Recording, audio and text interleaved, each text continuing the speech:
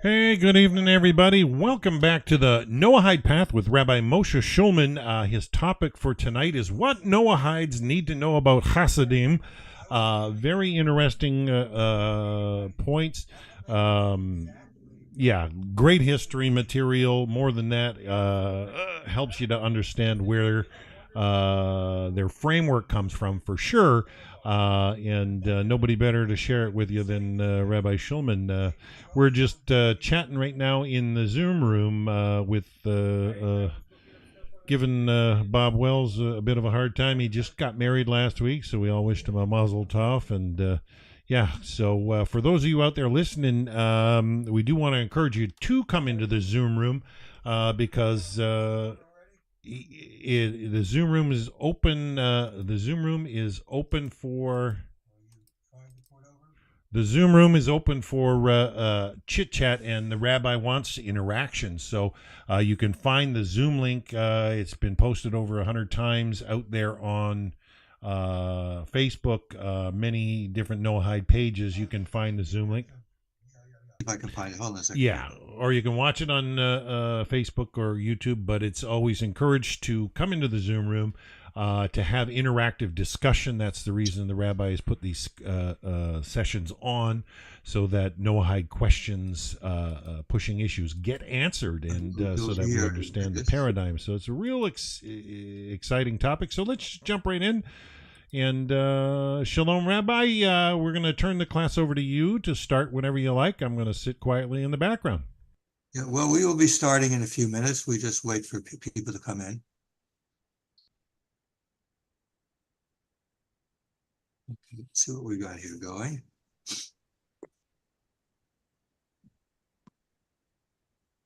I'm going to bring up my other screen here, the chat box somehow.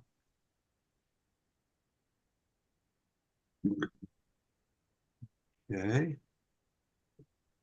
And Ronald Dickman, hello. Let's see what we got there. It's fine. Oh, I see you are, Helen.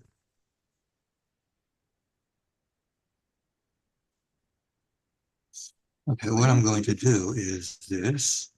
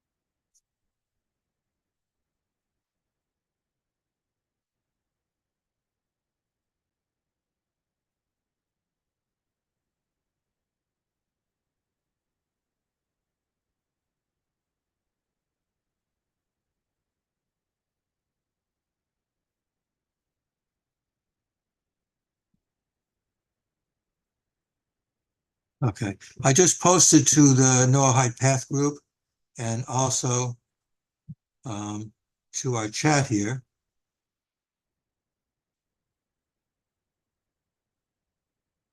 So that anybody who wants to come over from there can actually see it.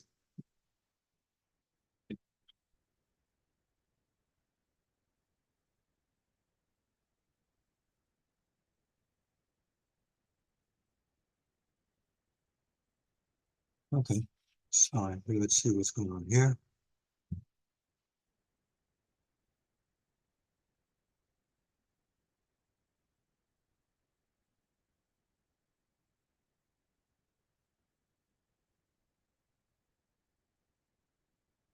Helen, welcome.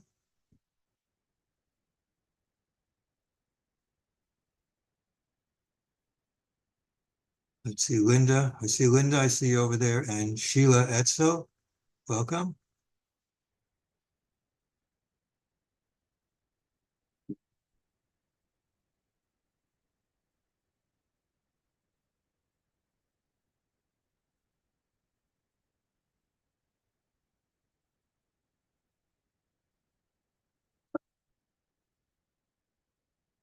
Martina, I see you there also.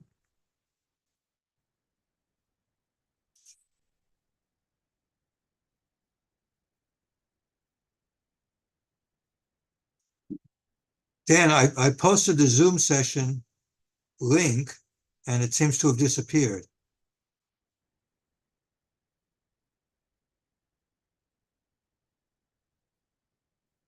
Yeah, and the YouTube, I noticed I posted and it just seems to have disappeared.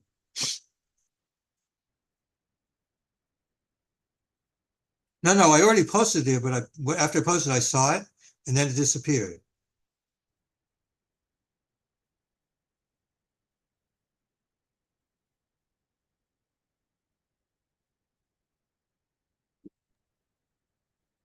Sometimes when you post something, it disappears into another in the list somewhere. I found when I've posted things, it's there when I look at it, and if I come back, it's moved from being the first one to somewhere else down the line. Okay. Well, I posted there again. Let's see what happens.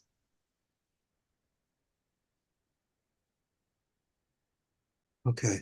Hi, Daniel. How you doing? Welcome.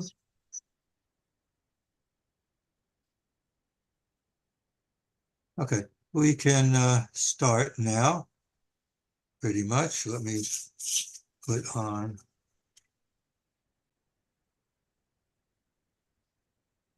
Recording in progress. Okay, we started recording, so we are ready to go. Okay, tonight we're going to start doing looks like there's going to be a series of a couple talks on what Noahides need to know about Chassidim. So far, I've given this already a couple of times. People found this very interesting. So why is it that Noahides need to know anything about Chassidim, actually? I mean, Noahides need to know about the 7 laws, what they have to do. What kind of need is there for Noahides to know anything about Chassidim at all?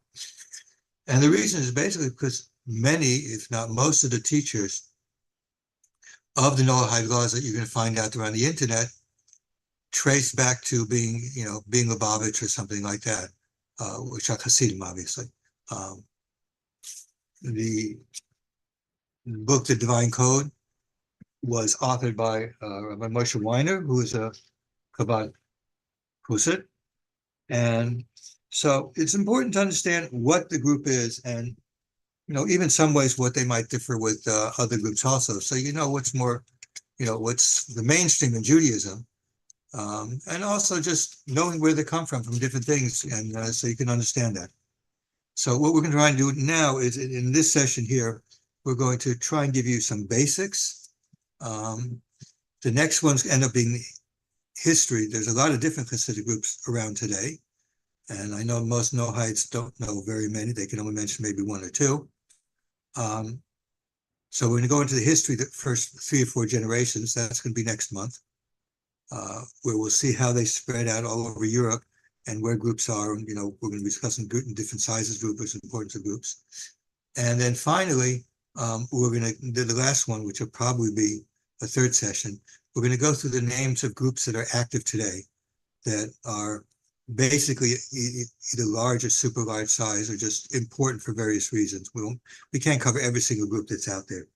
So unfortunately, I won't be able to go into Lelev, even though my Rabbi is very well known.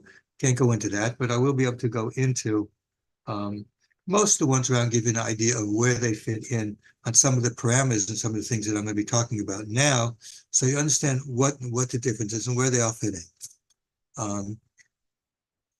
I am sort of assuming a little bit of a understanding or relationship people here with Lubavitch, Chabad. So in many senses, I noticed that when I talk about it, it usually is, I'm talking it in contrast to Chabad, as if, I'm not trying to say Chabad is bad and everybody else is good. I'm just in contrast because there are differences. In fact, there's significant differences. Some of them we'll even discuss today. So basically what it is just like we've talked about rabbis and what they learn and stuff like that. It's also to understand that people Chassidim, like I am, for example, and I'm not from Chabad, so to know where these people are coming from. Why is it you're that you see me here, you don't see other people like me? Why is it see about people Chabad? And why? So a lot of these things are important to know, because as Noahides, of course, we're trying to teach you the paradigm, but the paradigm is essentially prefaced on the idea of something we might call normalcy, meaning that leading a normal life, just a normal Jewish life, not something that's, contrary to what normal Judaism. Because there are, you will find, there's all kinds of opinions out there, way out there, that are not accepted as the norm. So it's somewhat important to understand where everything fits in and where you personally fits in. Okay, Chabad is very, very much more welcoming. We're going to talk about that. That's why even myself, when somebody in Noahide wants to go to a synagogue, I absolutely do. I will recommend that they go to a local Chabad place, because I know there they will in general be given a much more friendly welcome, and we'll discuss about that. So again, part of what this is basically you do need to know where people are coming. So you need to know, not only, we talked about where rabbis have to learn and history of tradition, how it works. So it's also important to know that the people you're interacting, where they're coming from. Now, I had considered, doing some research on trying to write about the non-Chassidic world, yeshiva world, other Chassidim, and even Sephardic world. And I realized that my knowledge of them is not sufficient to give a series of talks on the quality that for me is acceptable. I mean, I could give a talk, but the quality will be unacceptable. So that's the reason why I'm not doing that, because of anything there. There are a number of people out there who come from non-Hasidic backgrounds who do interact with Noahides. So it's excuse me. There are non-Chassidim that interact with Noahides, and it would be very important to understand some more of their background. Some of the things that they might have might be actually resonating with Noahides in some ways. But since I am not qualified to talk about it, that's essentially the reason why I'm not talking about it.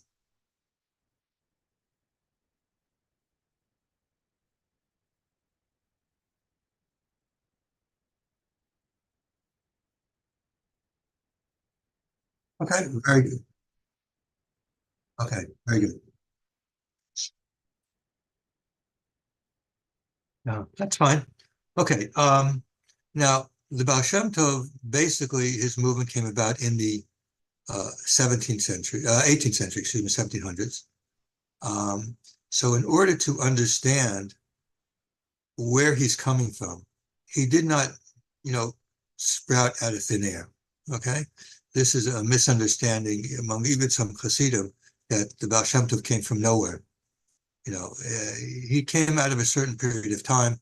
There were certain things going on at that time or before his time, which led to the sociological situation in Eastern Europe, where the movement started. The Baal Shem Tov lived in what is now what we call part of Western Ukraine.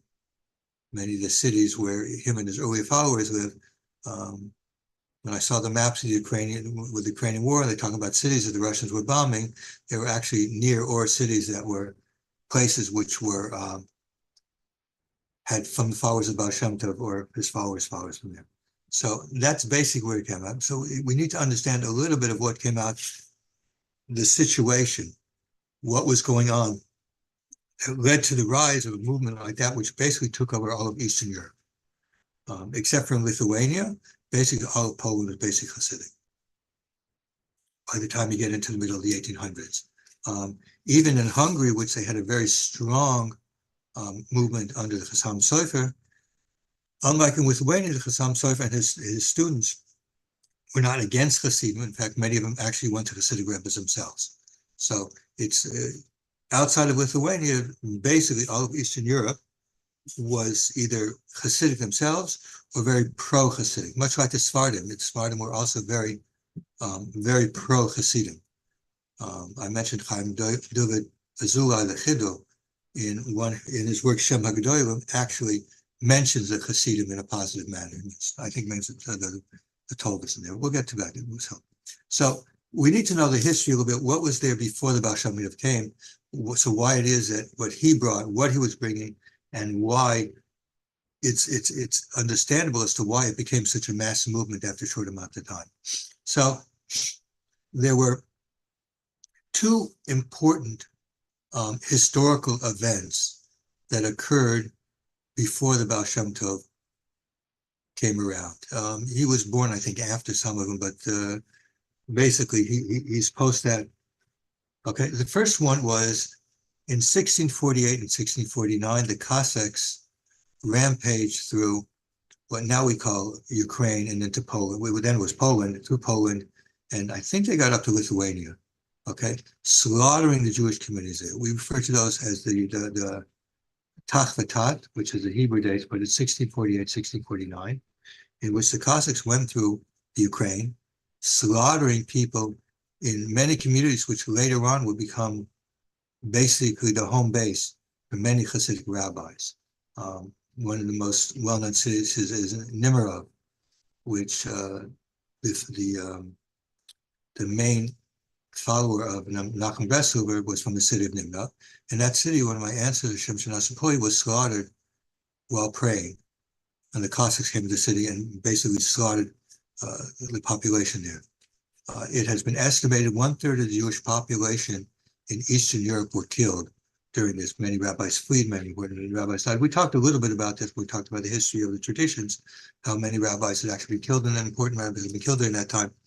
But the point is the aftermath of it, the aftermath of having to go through that kind of a mass slaughter, which, I mean, now that we know about the Holocaust, what happened, we can have something to compare. The Holocaust many times worse, but the generation after the Holocaust, the people came forward, but people are very broken.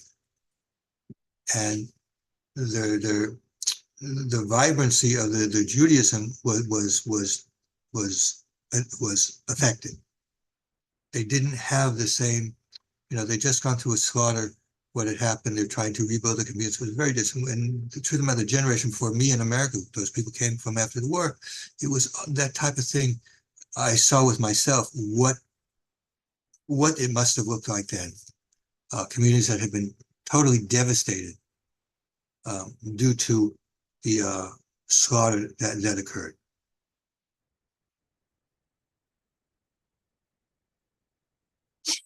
Now, following that, not very long after that, came a second disaster, which in some ways was as dispiriting as the slaughters that happened in 1648 and 1649.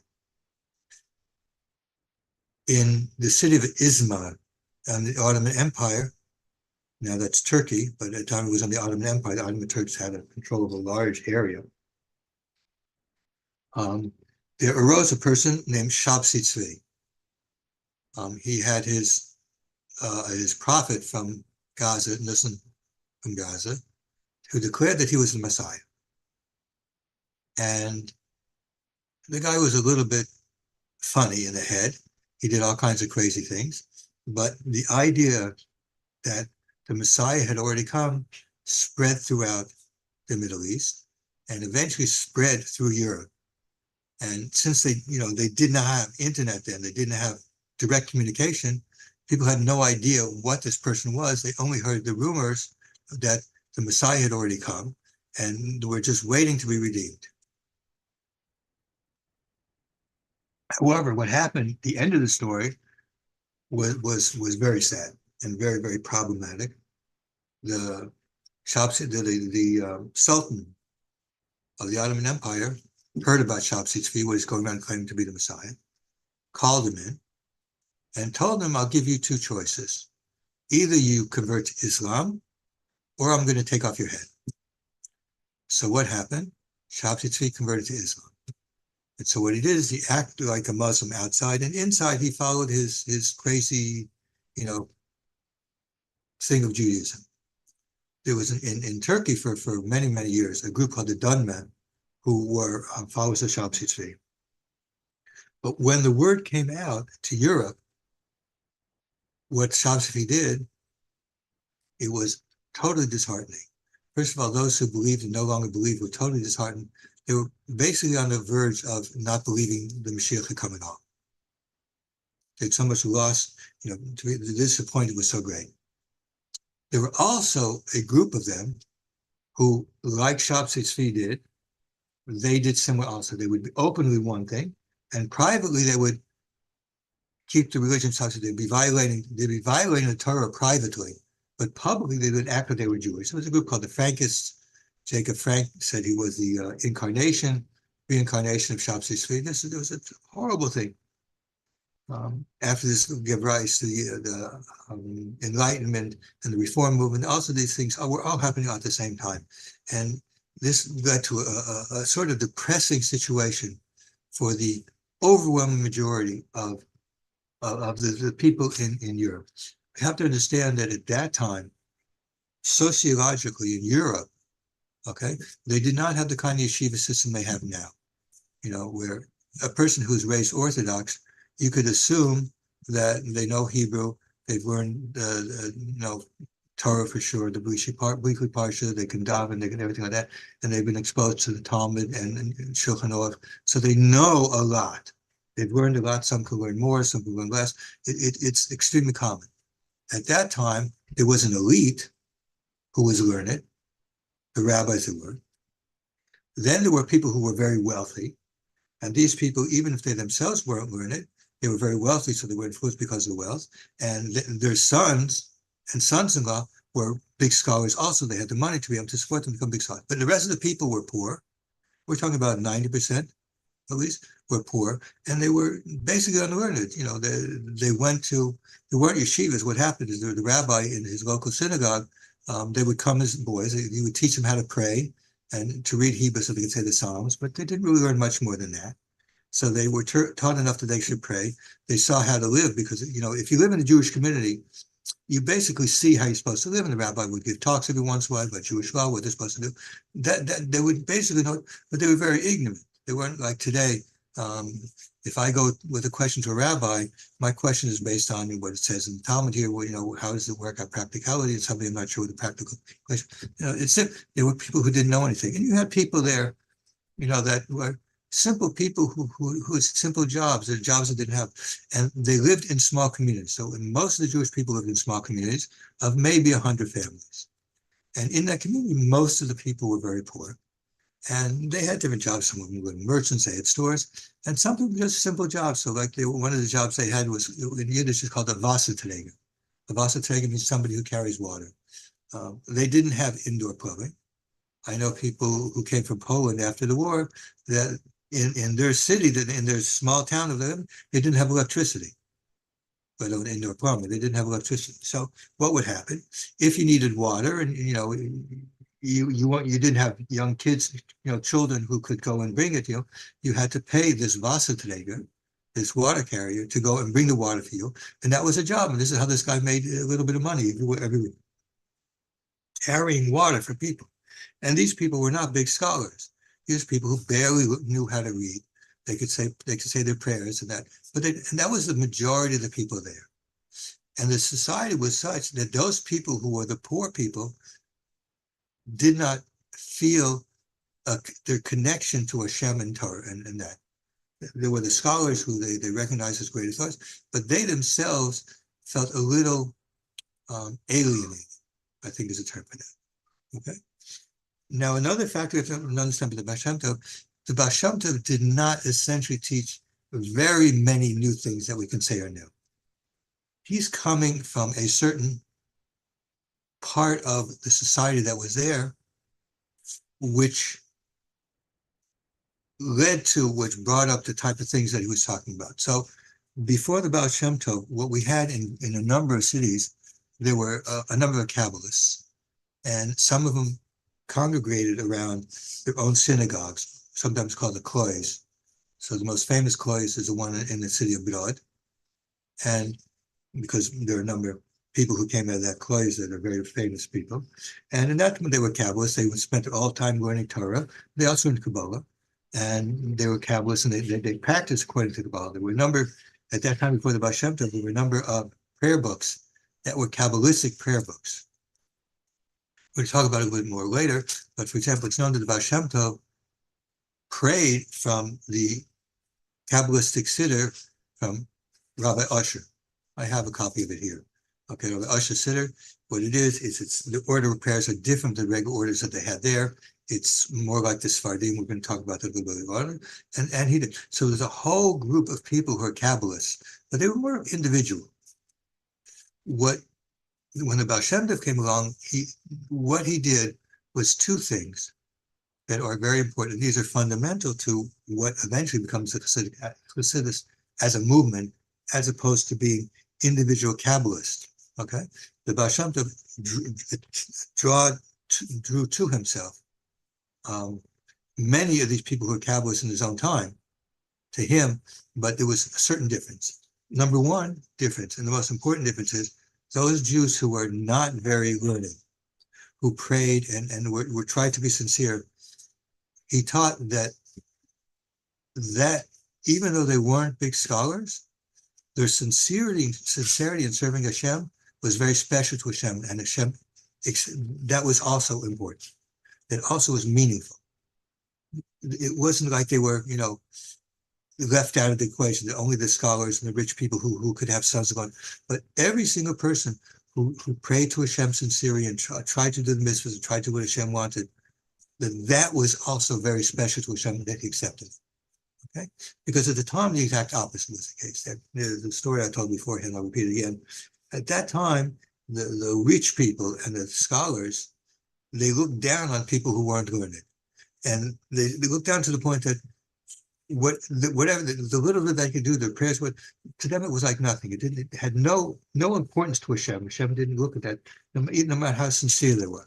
So there's a story that's once told in the city. It's probably not true, but it's like a story to explain. One time, the rabbi of the city, he opened up the ark where the Torah is. He threw himself on the floor. He said, "Hashem, I'm nothing. Ben Gunish, I'm nothing." Then the Rosh Hakul, the head of the area, who was a very rich man, he also threw himself and went, "Oh, I'm nothing before you, Hashem." Then one of the water carriers, he threw himself and said, "Oh, Hashem, I'm nothing before you." So the rabbi turns to the rich person, I don't know which one was, one to the other, and said, "Look who's nothing. Look who's nothing." Because the person's feeling before Hashem, it didn't make any, only the people who were rich or were Talmud scholars, their feelings towards it had a meaning. But the people, the simple people who weren't learning, who just prayed every day and they worked hard and they did anything, but they thought about it. There's a very nice story from Baal Shem Tov that exemplifies this. I might have told this before, I'm not really sure, but one time the Baal Shem Tov went to a city where there was a Maggid. Maggid's like a preacher. And he was preaching to the people, and he was talking about how sinful the Jewish people were, how they did this and that and that. Hashem got very angry and he walked out. And afterwards, he went up to the preacher and said, "How could you speak about the Jewish people? How could you be like that? Even the most simple merchant, when he sees his son's about to go down, he leaves over his customers, he runs to the corner, he prays mincha, because he knows that Hashem wants it. So how could you speak so badly about them? They don't forget about Hashem. How could you do that?" So the emphasis of the Baal Shem Tov, very important, is not, he had very big scholars and they talked about very big Kabbalistic ideas, and we see that in some of the latest forums, but the fundamental thing is that even if you're not a learned person, even if you're a simple person, your sincerity in wanting to serve Hashem, even if it's just saying a verse of Psalms, that is very, very special to Hashem. And this was an antidote to the total depression that came about after the slaughters of 1648, 1649, and after the disappointment from Shop 60. This lifted up the people, and this essentially was able to spread all over the place. Now, Also, what he brought out, it started very small. He started a new social organization. His group, they would have their own synagogues for themselves, where they would come together. They were oriented together as a group, something that never happened before. These Kabbalists who had their clothes, they were still part of the city. They were still part of it. They weren't separate in that kind of sense. Here, the Chassidim became separate. They started developing their own customs. They were separated from the rest of the group. That caused a lot of problems, and there was a lot of arguments and fights over that. But that's where the Baal Shem Tov brought them together so that they can work as a cohesive unit. After Baal Shem Tov died, when we talk about history, it started spreading out. And so this original one unit Chassidim started becoming different Hasidic groups based on the area they're in. We're going to get into it. But this is what the Baal Shem Tov came to do. And essentially that was what he started, was new, the cohesive group, and that everybody's important. Now, the leader of the group was called the Rebbe, and we'll talk a little bit about that more. But that was really what is the foundational part of what the Baal Shem Tov did. He brought that even the simplest Jew, that their desire was they have a sincere doing something for Hashem, that's also very special by Hashem, and Hashem accepts it. In a sense, this applies also to Noahides, in the sense that a Noahide has really, you don't have very mitzvahs, you don't have very mitzvahs, but if you do something, and you do it because for Hashem, because Hashem, you know that Hashem wants you to do that, you have to understand that's also special. Ron told me that Terry's not going to be here tonight. He's involved in helping a person. And Noahides are supposed to be doing things to help other people. He's actively doing it, and I'm pretty sure that he knows that he's listened to my talks. So it's something, you should realize that you're doing it because that's what Hashem wants to do. So he's doing it, and that's very, very special for Hashem. So even a Noahide, if you're doing what Hashem wants, Hashem doesn't ignore anybody. Hashem is the God of the whole world. If you're doing these things, you're helping somebody, with something, and you're doing it because, Hashem wants me to emulate him in this world. Hashem wants me to do good, to make this work.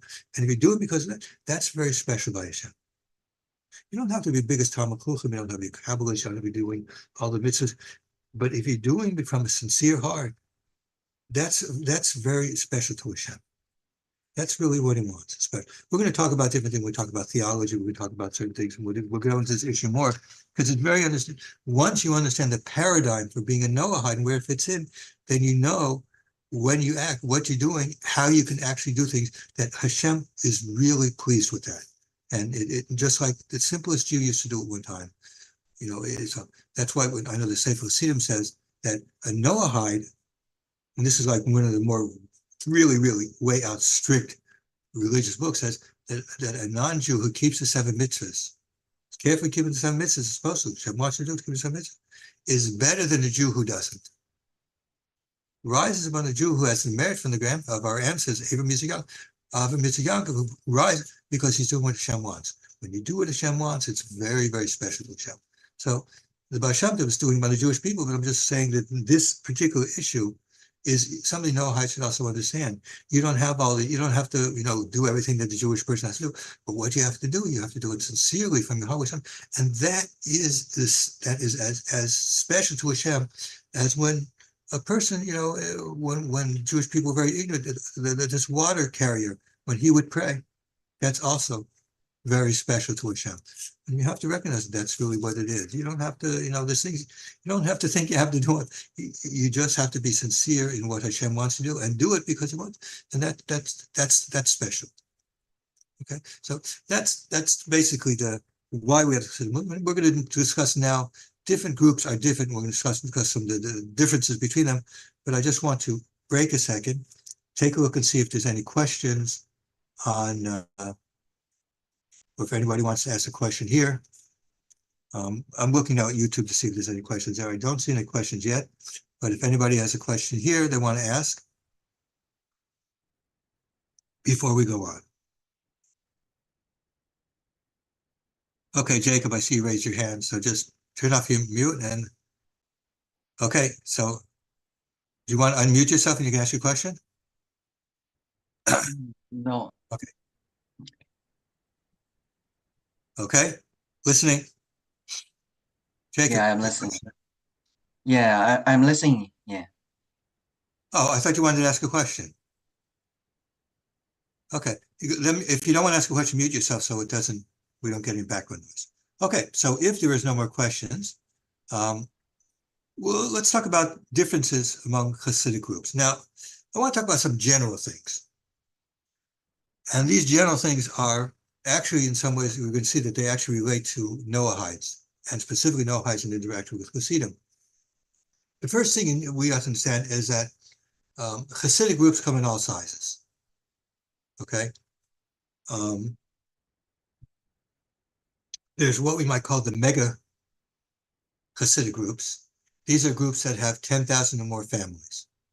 Okay, they're among the biggest. They have 10,000 or more families. So these, if you haven't heard these names somewhere, we're going to go and talk about them later on.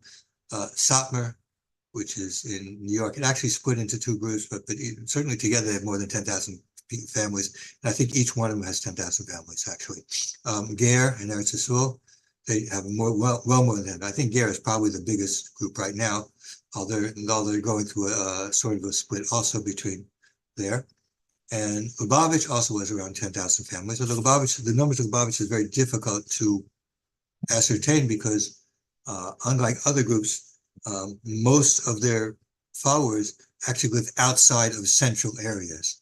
So like, for example, take Ger, for example, their central area is in Israel, and in various cities in Israel, they have settlements with a lot of families. But they're also here in New York, in Borough Park. There's a lot of Ger Chassidim in Borough Park, which is where I live. I live in Borough Park, which is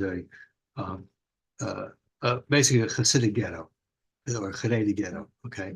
We'll talk a little bit about that shortly, okay? But that's the mega Hasidic, okay? Then we have the large groups. Those are groups that have from 1,000 or more families. They don't have 10,000, they have 1,000 or more families. The group that I belong to is in that category. Groups, Bells, Visions, we're going to talk about them later on. Very important groups that are very large. And they have, over 1,000 families. Visions has been splitting up. So certainly altogether they have more than 1,000 families. Maybe not each Vision 7 has 1,000 families under him, but there are certainly 1,000 Vision Chassidim. Okay. Then there's what I'd call medium size. Now these are not exact. These are just to try and give you an idea of what we're talking about. There are a lot of those, and we call them medium size. That would be like 100 or so families. And sometimes, when it gets to holidays, a lot of people come in, so it's not uncommon for them to have to rent a bigger area to keep their prayers for Rosh Hashanah and Yom Kippur, because there's just so many people who come in. I know of one Rebbe that's like that. He probably has 100 families, or pretty close to that. And he had to rent out a whole hall here in order to have all those people to come together. Okay, so that's the one that I usually mention, Skalen Rebbe, because I'm going to be talking about him much more later. The Skalen Rebbe actually died. His 5 sons became Rebbes in different cities, and one of his sons, the oldest son, who became the Rebbe in his place, he actually died, and so he has a grandson there. But there's certainly, I think he has at least 100 families anyways, but some of the others may have that amount also. It may be smaller, whatever, but essentially that's what they have. And then we have small Hasidic groups, which they don't have 100 families, but if you go to, they have weekly, the Rebbes have what's called a tish, and we're going to discuss that soon.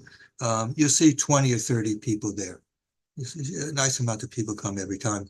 And there may be, 30, 40, 50 families that belong there. He has a group of people around him, but it's not very large. And finally, what you have is you have local synagogues, places especially like Borough Park, where there's somebody who comes from a rabbinic dynasty, and he has a name, but he really doesn't have many Hasidim. He has mostly people who pray in his shul and come to him from prayers, but they're not really Hasidim in the sense that they don't consider. And that's basically what the Hasidic world looks like. Mega, large, and medium size is mostly the most important ones are really that. There's very few of the small ones that are of any importance, and we probably won't be mentioning very many of them. Now, most importantly, a difference, and this is what affects Noahides and their interaction with Hasidim, is the issue of modernity, okay? And things like the internet. The predominant view, talk about 95% of Hasidic groups, the Hasidim in the world,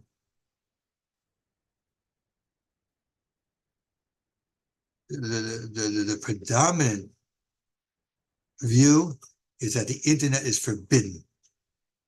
You will not find internet in the houses, except for businesses. You will not find people using the internet in most of their houses. Okay, it's absolutely forbidden. The view of the overwhelming majority, and we're talking about 95% of Chassidim, is a rejection of the modern world. Even if they go and work in the modern world, they have to go like, here to go to Manhattan, whatever. They reject everything about the modern world itself. Okay, it's very important to understand it. For that reason, Noahides are not really exposed to anything but a small amount of what the Hasidic world is like. Okay, Chabad is maybe 5% of the Hasidic world. Okay, I'm being very generous about that because I think it's probably less, but let's say 5% of the Hasidic. So 95% of the Hasidic world, you have no idea. In fact, as far as I know, I'm probably one of the few people from that part of the world you have no interaction with whatsoever. Okay, as far if you ask why I'm on the internet, it's because I've been involved with counter-missionary work for over 30 years. At that time, when I started, I was involved with Noahides also a little bit, but it was primarily for the internet. And I was involved in getting Jewish people out of Christianity through the internet. My Rebbe at the time, I used to talk to him about it. He would not allow me to say that they allowed me to do that, but they did allow me to do that. They know what I'm doing. And I allowed it, but for that reason, I never mentioned the group that I belong to. Because I don't want you to think that it's just no, it's 95% forbid the internet. Okay, including the group I belong to. My work on here is because I'm involved in bringing Jewish people back to Torah. That's the predominant thing we do. By working with Noahides, because the interaction I have, I can see that I can help other people to also become close to Hashem. So that's how I become part of it. So it's part of my work on the internet is also being with Noahides. But essentially, internet is forbidden. If anybody who's religious like me talks to me, I ask them, what do you do on the internet? Get off it. It's not for you. Not supposed to be here. I've done that many times on social media. Okay, but that is the predominant view. That's why essentially you know nothing about what the Chassidic world is really like. Okay, I mean, you see me what I look like, and I look different than the Lubavitcher people are supposed to, but I am more what the rest of the world Chassidic world is like than that. Now, the difference, of course, is Lubavitch, the late Lubavitcher Rebbe, who died like 30 years ago. He was very much into spreading Judaism to Jews wherever they were. That was his main thing he did until later on in the 80s, he added doing the Noahide lost non-Jews. But essentially, from the time he became Rebbe in the 50s until that, and his father-in-law was also the same way, by the way. It was very much, remember, again, after World War II, how the Jewish people were broken and became estranged from Judaism. He was very much into actively going and bringing people into Judaism. And he felt that technology was just another way of doing it. So, for example, Chabad Online goes back well over 30 years. I know the guy who started, Jesse Kazin. He died a few years after the Lubavitcher Rebbe died. It's very, very sad. But he was a starter of Chabad Online before they had all the high-speed modem, high-speed internet, when they just had modems, 24K, 9600, when they had that, he started things online. That's where Chabad started. Eventually, they boomed out to what they had. But Lubavitch was different because Lubavitch himself was very much into spreading things, using technologies to spread Judaism. And eventually, when he started, telling his Chassidim they should teach the Noahide laws, that became part of it. So the reason why you find lots of Lubavitch people out here is because they come from a Hasidic group, which, contrary to what the overwhelming majority of Chassidim and Chassidim certainly hold, is that you should use modern technology in reaching people, primarily Jewish people, but Noahides is also part of it. Okay? So that's a very important thing. The view towards modernity is very important. What that is that in Noahide, you should realize that what you are being exposed to as far as Hasidic world and is in general, unless you hear from me, it's basically being told from one group's perspective, which is really a very small minority view of the Hasidic world. Okay, I'm going to try and bring you up to some of the other things. We'll talk about it.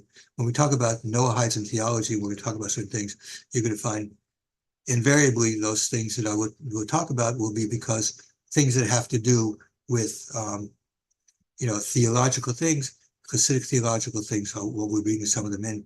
There's a lot of differences and a lot of issues that differentiate. But it's important to know that where you're getting them, that's where it is.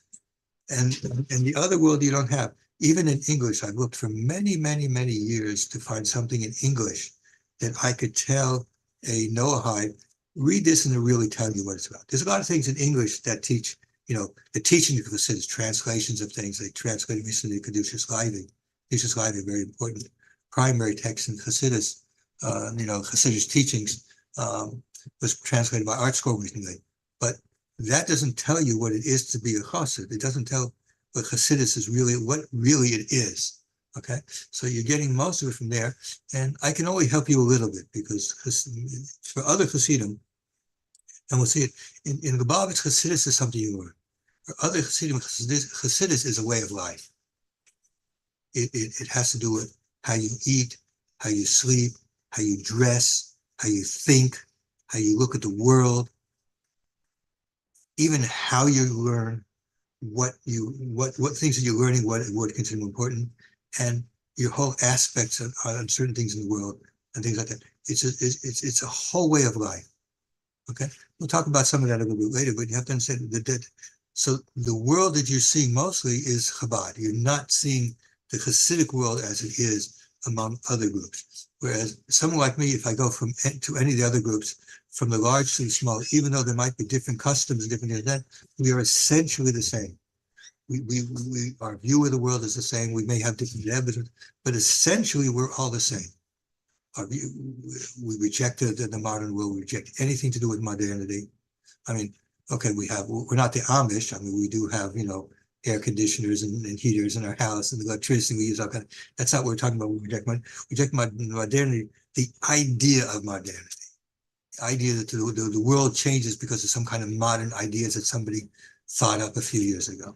That's something that's totally rejected. Okay, we reject it. So that's important to know. Okay, now another thing that differentiates, and then we're going to take another break, is dress. If you look at me, obviously, I do not look like those Lubavitch people that Hasidic people that that they're teaching. They don't look. You don't have people who have long pious, except occasionally you find a Breslover out here that will look like that. You don't see people who look like me. Okay, they look different. Why? Because dress depends on a few factors. One of them depends on which part of Europe you came from. So, for example, I came from an area called Galicia. My Hasidic group is from Galicia, although my ancestry is Polish. I'm from Galicia. So those people who were here when I did it was my after Shabbos, I was wearing my Shabbos. So I was wearing my shtram. Okay. In Poland, they wear a different type of shtram. In Lubavitch, they don't wear a shtram. They wear a bent down hat. Okay. I'll talk in a second about where that came from, but there's different ways you dress from different things. So, for example, I have my hat. Let me just show you what a weekday hat looks like. Okay. This is a beaver. Okay. And it's flat, round, pretty wide brim, not bent up, not bent down at all.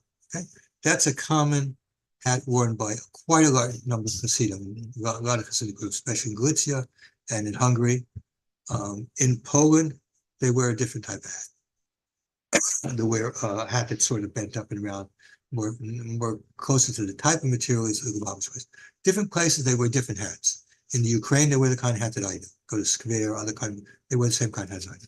So dress depends very much on where you came. And then there's another thing that has to do with it. This deals with the Lubavitch and some other customs I'm going to talk about. In the 1700s, mid-1700s, Poland was divided. We mentioned this once before. We call it usually the Upteiling, the division of Poland. So from the middle of the 1700s until World War I, Poland as a state did not exist at all. It had once been a very large state, large country. Okay, Ukraine had once been part of it, but in the 1700s it was split. It was split among three groups: Prussia from the north, Germany from the Prussia from the north, Austria from the south, and from the east, Russia. So, for example, my ancestry is Polish. How is it Polish? My mother's mother was born in a city called Częstochowa, which is in real Poland. Okay. It wasn't under Russians. It was in real Poland. I think it was in Austria probably at that time, if I remember correctly.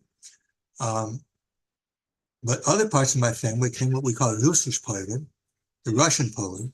That's the area here, something called the Pale Settlement. That was a whole part of Eastern Poland.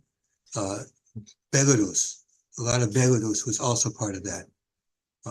Sometimes called White Russia.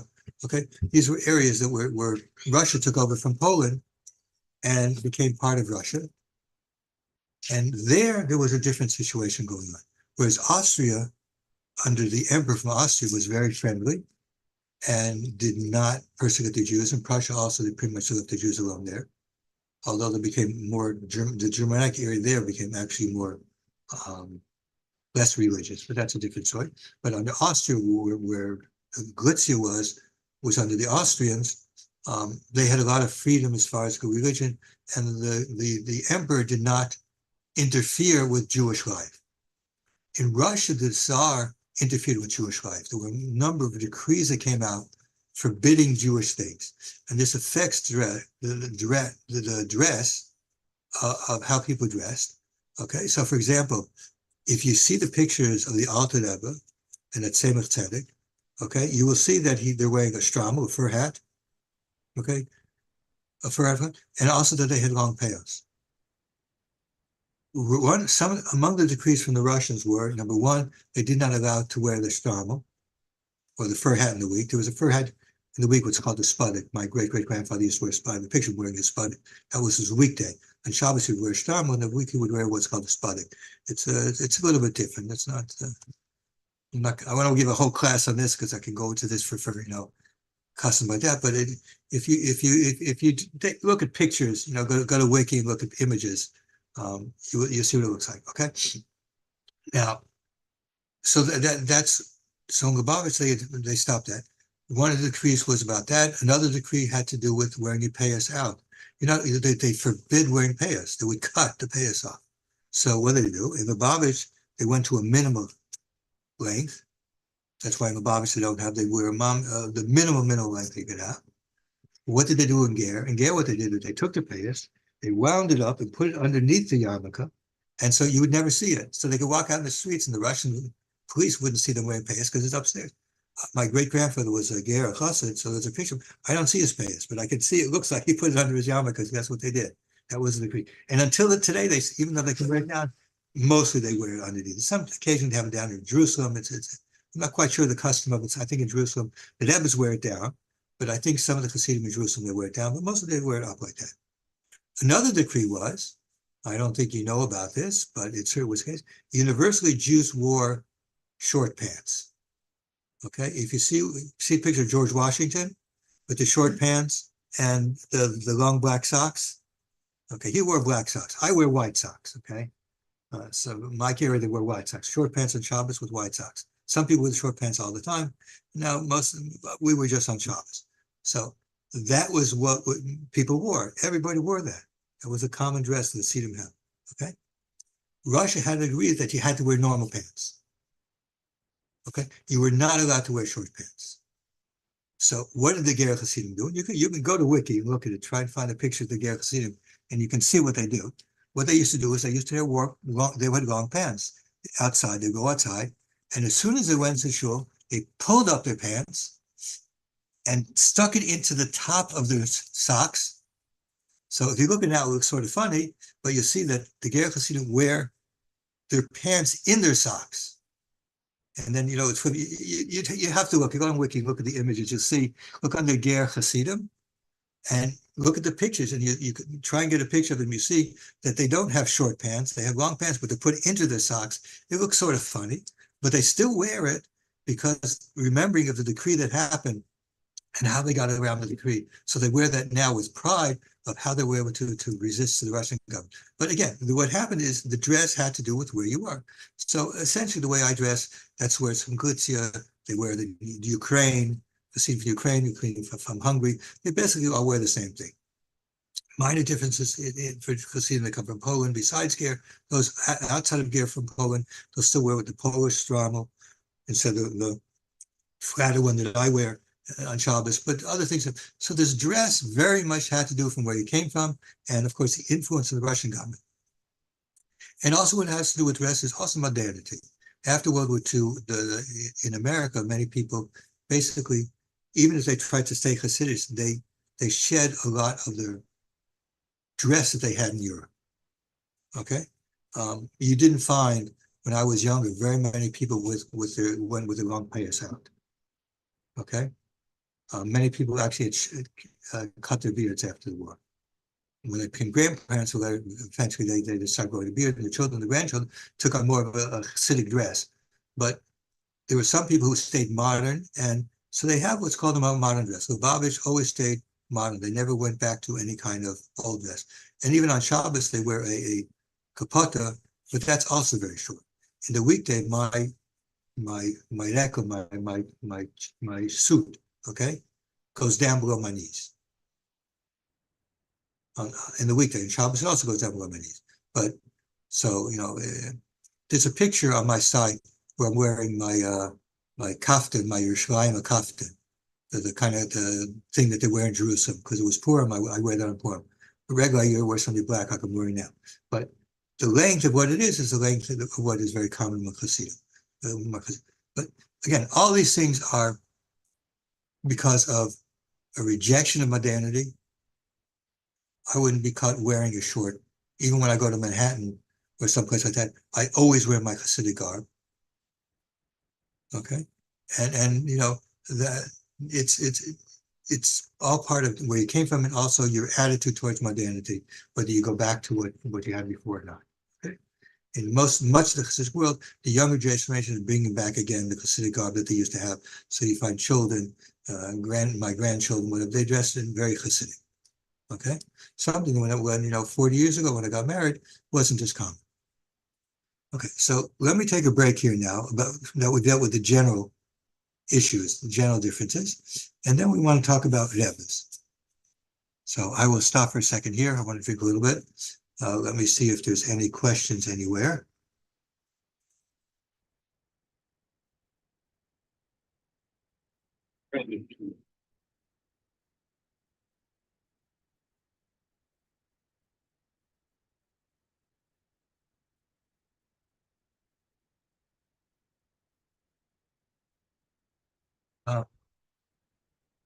I see somebody document channels asking about divorce.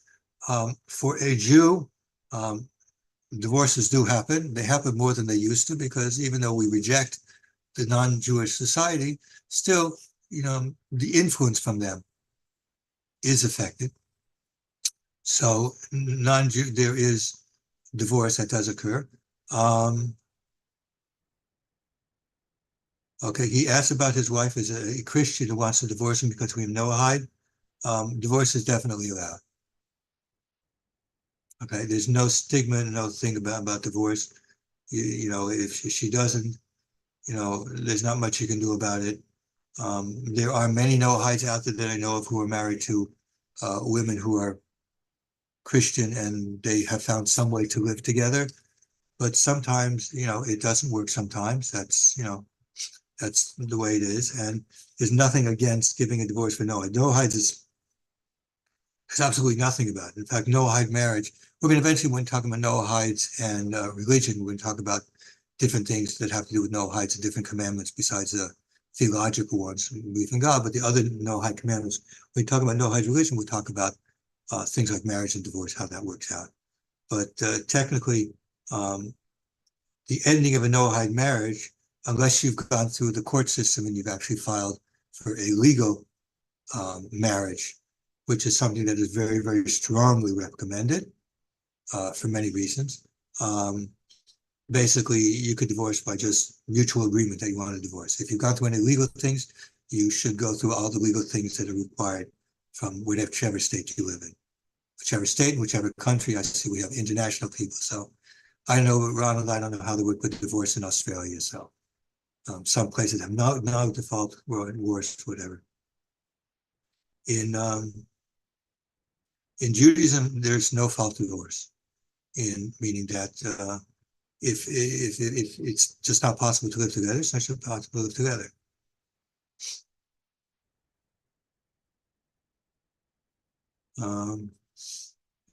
This person, document channel, I would suggest you speak to a lawyer. I could tell you that according to Jewish law, a Noahide can definitely divorce. It seems like you're in a situation where it's irreconcilable with your wife.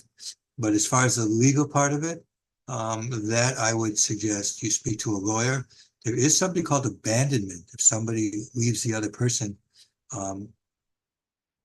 if you abandon your husband or your wife, I believe that's a grounds for divorce. I don't know how long the abandonment has to be, but once it's a certain amount of time, then actually the other person becomes, you don't have responsibility for it. Yeah. I mean, yes, it's right. You should try and reconcile if you can, but otherwise if you can't, then that's what it is. Okay. Any questions from here? I know that wasn't a question that was relating to specifically the subject for tonight, but if there is any questions, otherwise we shall continue and talk about Neves. Excuse me, sir, Rabbi. Yes. Could I ask a question? Well, you have your hand raised, so I guess you can. Okay, thank you so much. I really wonder that what do you think about religious Zionism in Israel? Do you agree with that's a whole different subject. In general, Chassidim and Chassidim are either anti or non-Zionist. Okay, there's a number of reasons. Now, first of all, when you talk about Israel, we have to differentiate two things. Okay, there is living in the land of Israel. Anybody who is a Jew, who's religious, recognizes and accepts the fact that a Jew has a right to live anywhere within the biblical area of Israel.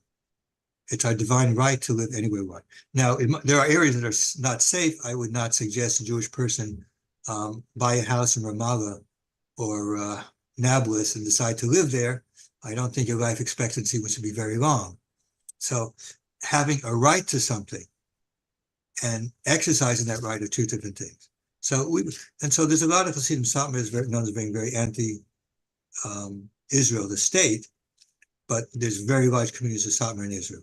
Okay, some of the others are not non-Zionists. They don't believe in the idea of a state.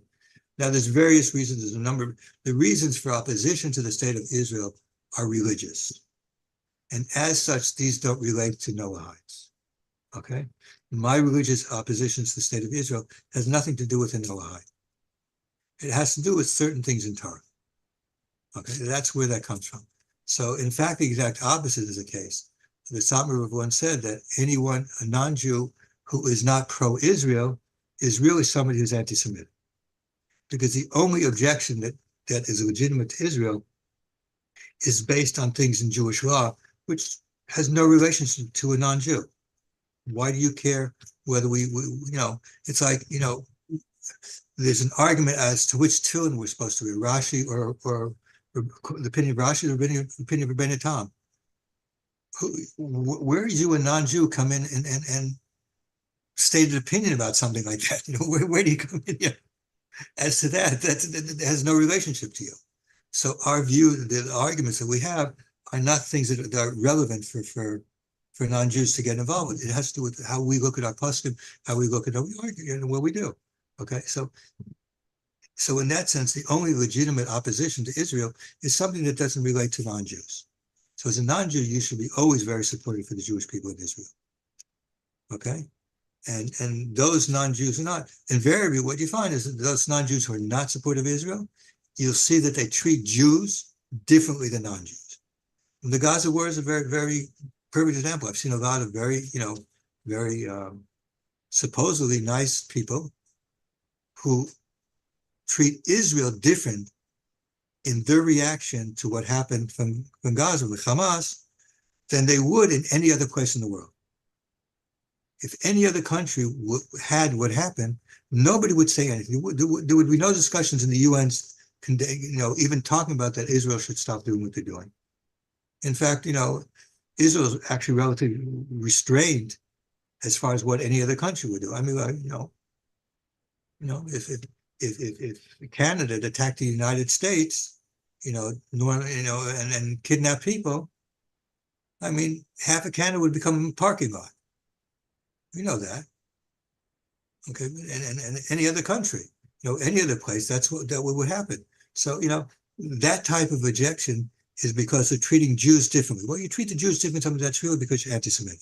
You really hate, you're not treating like as you would treat somebody else. Say, oh, listen, it's quite true that it's very sad anytime somebody, women and children, innocent people die. I mean, the war that happens, and it's quite sad. It's very sad. And of course, you have to feel for such things. But after all, war is war. And, you have to look and say, well, if you compare it to other wars, Israel is doing a pretty decent job. The ratio of citizens to soldiers dying is much lower than it usually is. And the reason is, that's what we mean when we say when a non-Jew is against Israel, it's really because they're basically anti-Semitic. They're judging the Jewish people differently than they judge anybody else. Okay? Jews lived in that area under the Ottoman Empire. Jerusalem had a Jewish plurality for sure, and I think they had a Jewish majority in the late 1800s. My great-grandfather lived in Jerusalem for a while. Okay, in the 1800s, there was a Jewish majority in Jerusalem, and many other places, cities like Hebron, had large Jewish populations. There was always large Jewish populations there. But people don't. The lies are always more important than them, and that's an example of how the anti-Semitism. But again, as a religious Jew, my views are basically anti-Zionist because I don't believe in the legitimacy of the state because of religious reasons. But I do know that as non-Jews, as Noahides, you should be very pro-Israel and speak in favor of the Jewish people, especially in the time we're dealing with now, because the reaction of Israel in what's going on in Gaza is much milder than it would have happened in other places. I mean, people forget Black September in Jordan, where all the Palestinians were expelled from Jordan, many were killed by the Jordanian army. People don't remember about that stuff because it wasn't Jews involved. If it was a Jew who killed one Arab, the whole world gets upset about it. So the idea of treating the Jewish people different, that is really fundamentally what anti-Semitism means. That's when we say that some being anti-Israel is being anti-Semitic, because it's treating Jews differently than somebody else. Okay, so that's in short what the thing is.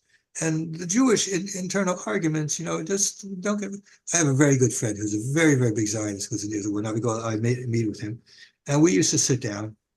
We used to share a Coke. Now I can't drink Coke. We used to sit down and Coke, and we would discuss back and forth different things in the Talmud and the different codes, arguing our positions with each other. And afterwards, we would, we'd still remain friends. It wasn't something that brings hatred to one another. We reckon, Jewish people are very much like that, So again, that's the basics of the Zionist religion, anti-Zionist position.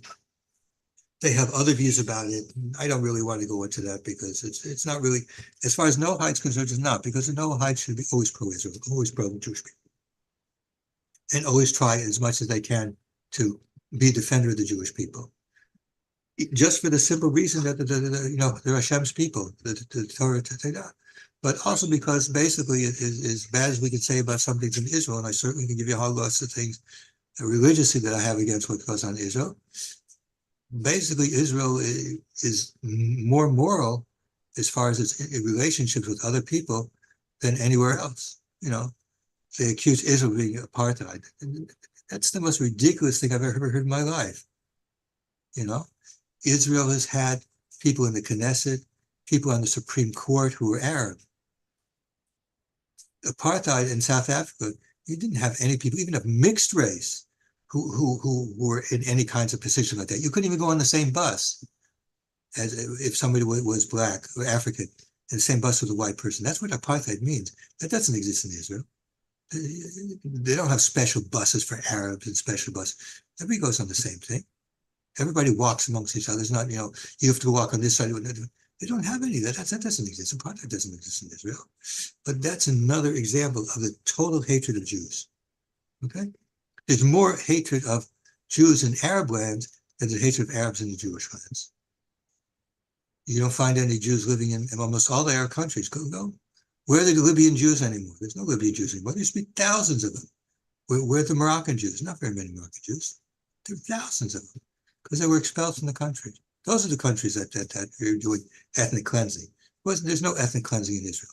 Okay, we can talk about all historical stuff is nothing, but basically your question about anti-Zionism among Orthodox Jews, the reason is because while Jews have a right to live in the land, there are issues we have with setting up a country there, and even more, we have issues the way the country itself is run that it was set up.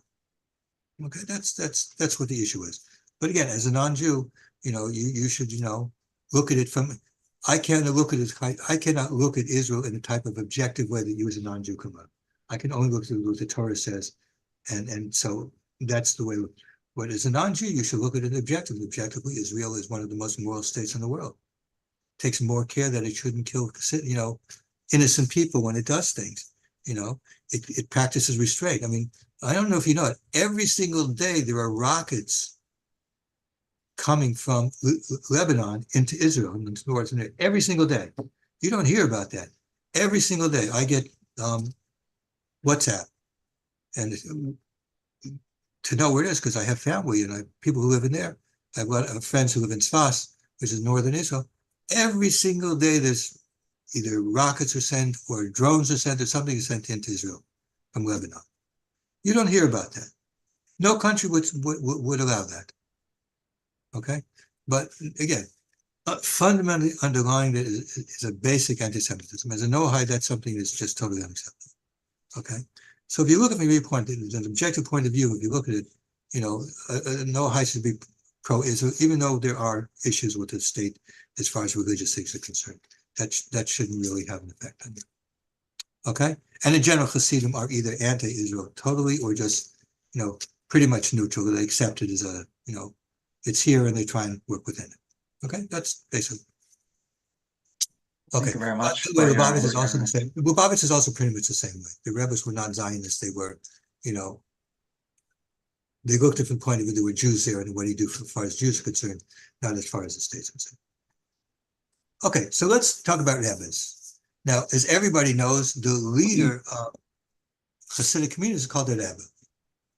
Okay, it goes back to meaning a teacher. It goes back to the Talmud. The rabbis in the land of Israel are called Rabbi. There are different types of rabbis, not as far as spiritual quality, but as far as the way they interact with their Chassidim. Okay, not every Hasidic group, not every Hasidic Rebbe of Hasidic group interacts with Chassidim the same way. They're different. Okay, so I wrote here 4 levels. These are not exact. These are like approximations to try and give you an idea of the differences. Okay, so the most lowest basic level is when Rebbes are like Chavadim, they're like friends, they're like guides. This is very, very, very common, more common among the smaller groups, where, when there's not a lot of people, there's a much more intimate relationship between the Rebbe and Chassidim. That doesn't mean that doesn't exist in bigger Chassidim. I belong to a large group, and there's a very intimate relationship also. But in general, it's more of a guiding type of thing. You might say, teachings and stuff like that, but it's mostly as a guide. The next level, I'd say, is like a teacher, in that what's most important is the guidance he gives, but the teachings that he gives about different aspects of Jewish life. If you've only been exposed to Chabad, non-Chabad Hasidim, the works that they write are much different.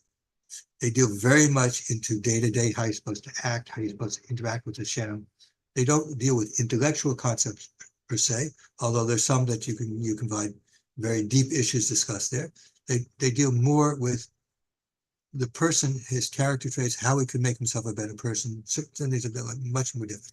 So on this level, it's like a teacher. And to some extent, all Hasidic Rebbes are like teachers. They try to give over certain things. But in this, the function is, it's a closer relationship with Chassidim. He's not that type of thing, but he's more of a teacher. Whereas the next level is like, he's more like royalty. there's a royal family. I belong to a large Chassidus, so the Rebbe is much more like a royal family. He has a court. He runs yeshivas. He runs all kinds of different things. As all over the world, he has different synagogues and all of it. He's got a whole, like an emperor. So in essence, he's not just involved in the spiritual thing. He's got a whole, like a secular type. He has a whole physical like thing. So he's like a king. He has all his moisters. He has all his things. He's involved in all kinds of different things, not just in spiritual thing and teaching. He's got a whole bunch of other stuff that also take up his time. And then the other level is much more common among Russian Chassidim, where the Rebbe he's not just like a king, he's really like separated from the Chassidim qualitatively, okay? Now, all of us recognize, my Rebbe is a very big Talmud Chacham and over the Shem, he serves the Shem, like that, recognize that, okay, he's different, but he's a human different. There are some groups, Lubavitch is one of them, by the way, Lubavitch Rebbe. You hear them talk about the Rebbe.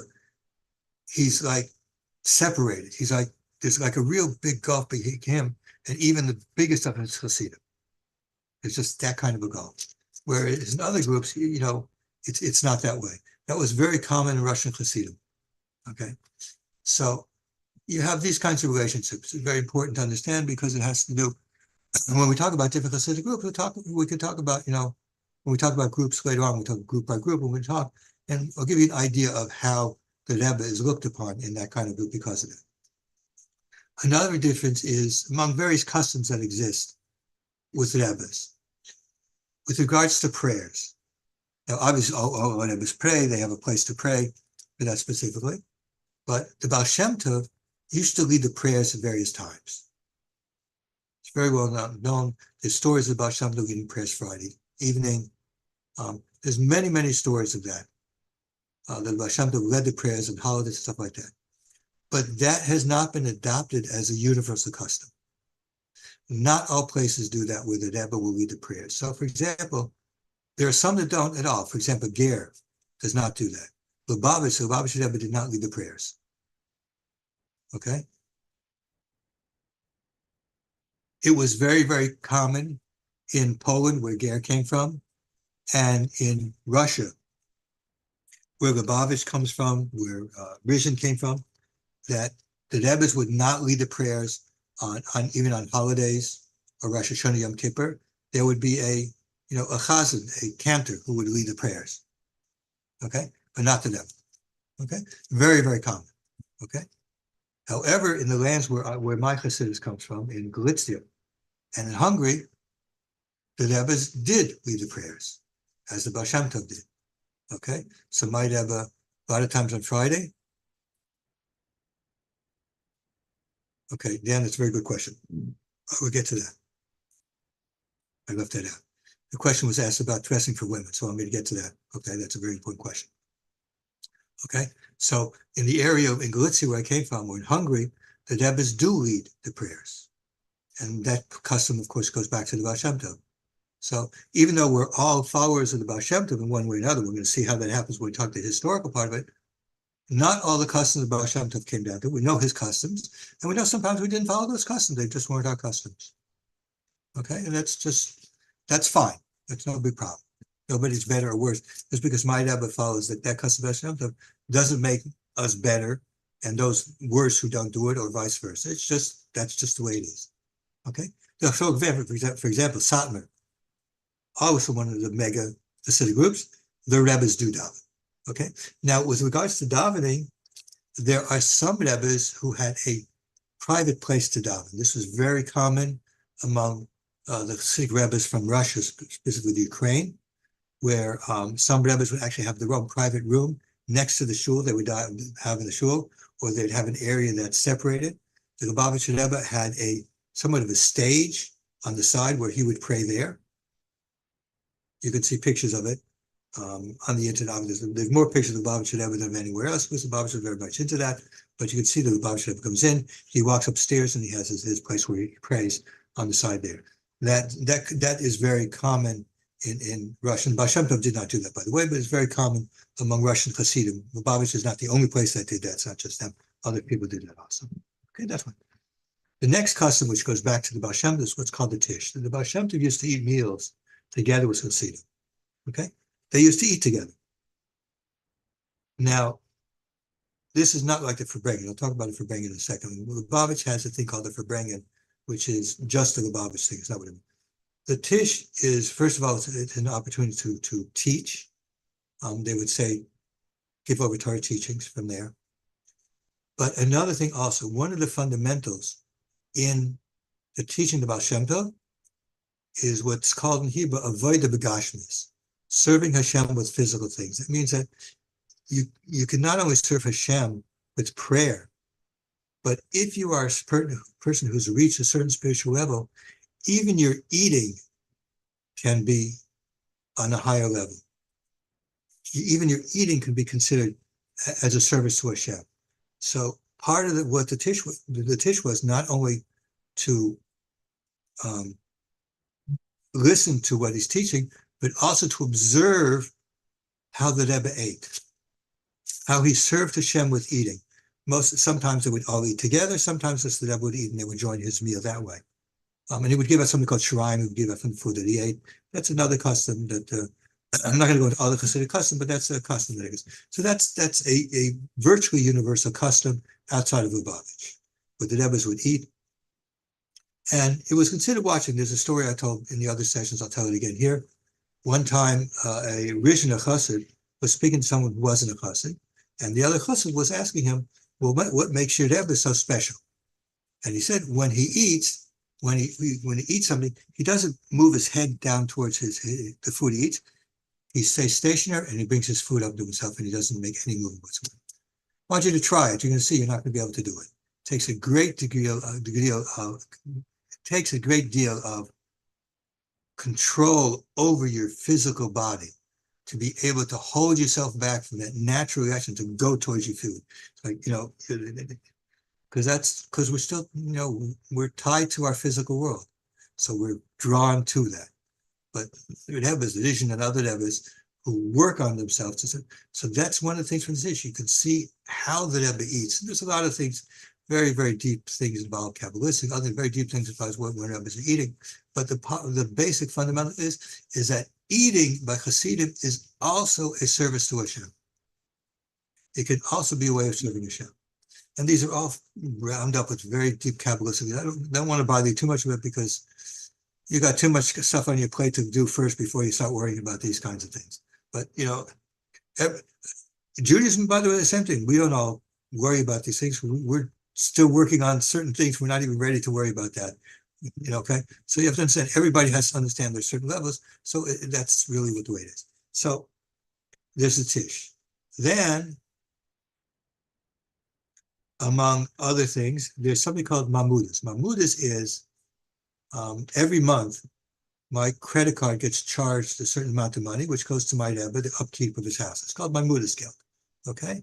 If you are a chassid of a Rebbe, most of them do it. I'm not sure about every single one. Some of them may not do it, but in general, certainly most of the big ones, they have what's called Mamudas. And every month you give money, and if you have a larger chassid, the Rebbe has a large amount of money, and and maybe they don't ask you that much. I don't give the amount I give is not a very small amount each month. It's not really very much, but there's a lot of people giving. If you have a very big chassid, it means he has a monthly budget for his house, his staff, whatever he has, to be taken. So that's basically to support, basically for that to run. Okay. Some people more wealthy give a lot of money every month, but the usual people like, people myself and normally, $20, something like that. And then every month they give it. And that is for the support of the Rebbe in his household, so we can continue and do what he has to do without any, concerns, money concerns, it should be taken care of. Okay. And the next thing is what's called the kvittel. It's very well known that people go to the Rebbes for blessings or for advice. So what they do, they write something that's called a kvittel. Kvittel means like a note. And on it, they'll write the names of people. So for example, before Rosh Hashanah, I went to my Rebbe. Most of my kids are out of the house. I have one son who's here. So in the kvittel, I wrote my name, I wrote my wife's name, things that we want blessings for. I wrote my son's name. And this year I added 4 other names, so I usually wouldn't do, because I have 4 grandchildren who are in the time that we're looking for them to get married. So I asked them for a special bracha that my grandchildren should get married. So we go into the Rebbe's, and these are things, the blessings, and this is a very fundamental part in all, certainly of all the large and mega-sized, and some of the small also will also have it. Rebbe has a certain amount of time, which he gives for his group. I remember my Rebbe's grandfather. My Rebbe is actually the third Rebbe I've had. His father-in-law died, and his father-in-law's father also died in the year 2000. That in the summertime, people go to the country here to get out of the city. They go to the country vacation, and he also had a bungalow in the country. But he stayed here in the city during the week, and he'd go out into the country for Shabbos like any other working person here. So they asked him why he did it, because he said it was his job as a Rebbe. It's his job to be here, to be available to people who want to come to him and speak to him about things. It was a job. So part of the job of the Rebbe is to be available to the Kvittel. I mean, I know I've called my Rebbe on the phone when I needed to speak to him, obviously things, So the Rebbe is available that way. I'll tell you a personal story about a Kvittel with me, because a Kvittel is not just, you give a blessing, but sometimes you see things from the Kvittel that happens that are above the norm. When I was first married, my father died when I was 3. So my wife was expecting our first child. I ran to my Rebbe for a blessing that I should have a son, because I wanted to give a name after my father. It's very important, naming after relatives of my father. I didn't have a father. So I went into him and I gave my kvittel to him. And the blessing he gave was just that my wife should give birth easily, and there shouldn't be any problems, and then the baby should be healthy and everything like that. Didn't say anything about boy or girl, nothing to say. So I was sort of a little bit disappointed about that, because, I wanted to have a boy. I didn't have a father. I wanted certainly the first one to be a boy. So what happens when Purim come around, I gave him another kvittel on Purim, because that's considered a very, very high time. I gave him so when I gave him the kvittel, then he took my hand and said, "Your son will come in a good time. Your son will come in a good time." That's what he said. So I go home. I tell him, I don't know. I don't know if I heard Mother Rebbe right. He told me that we're going to have a boy. 2 months later, my son was born. I have a friend. I just remembered one time. There's a friend. He called when his wife was about to give birth. There was a question if he had a cesarean section or not. Now in Jewish law, the firstborn, if the person's not a Levite, or the mother is not a daughter of a Levite, they have to do called a redemption of firstborn. Okay, but that's only if it's a normal birth. If it's a cesarean section, you can't have a that particular thing. So he called the Rebbe, same Rebbe Dashbach. He called him on the phone and asked him if he should have a C-section. And his answer was, yeah, but you realize you're not going to be able to have a pinion event for that. Which basically told him on the phone he was going to have a boy. And that's what happened. His firstborn son was born from C-section. He wasn't able to have a pinion event. So Rebbe's, I don't like telling miracle stories from Rebbe's, because they're around. That is not what's important. That's not what a Rebbe is about. That's not the important. The Rebbe's do miracles because it, of course, increases your faith and all kinds of things like that, whatever. That's not what's important. Just trying to point the idea of a kvittel. These are not simple things. There are real things that happen. I mean, I know of a Rebbe that was all kinds of crazy stories about this guy, what he did. Really, really. Okay, I'll tell you one I heard. Yeah, one of his Chassidim, he lived in California at the time. One of his Chassidim got arrested for some kind of thing he did in business. And it was the kind of thing he could send away from jail to jail like 10 years, a really long time in jail. So he came to this Rebbe. His name was Rabbi. This guy was known for doing, he was like way out there. Okay, he was like, really funny in some of the things he did. So he came to him and he, gave him credit. I said, listen, I want you, when you go into court, I don't remember what he said. I think he either told me he should take a piece of matzah or he should take a piece of kugel when he went into court. Just take it and go with him. Go into court with him with that. Just take that into court. So he says he does it. They go through the case, and he got fined $5,000, and that was it. No jail time, no anything. That's it. Just gave him a small fine and sent him away. So he goes back to the limits and he tells them this was happening. Gornish, it's nothing. This guy was known for he was known as a miracle rabbi. You go to him for all kinds of there's really, really weird stories about this guy. But he was like, his avoidance, his service of Hashem was like 24/7. He almost never ate. He almost never ate. It was like, phenomenal stories to tell about him that I've seen myself. But this important thing is, some people like stories of miracles, but some Chassidim, I like the stories. I have stories from my Rebbe's more about the kind of people they are. Sometimes the humanity, sometimes they're just showing how much better. But again, talking about kvitu is basically for blessing, and many times these things work out. Sometimes they don't work out, but many times. Okay, I'm going to take a short break. I want to answer that question because it was a very good question. Martina asked, is there any special dressing for Hasidic women? Oh, that sure opens you up into a whole bunch of things. Okay.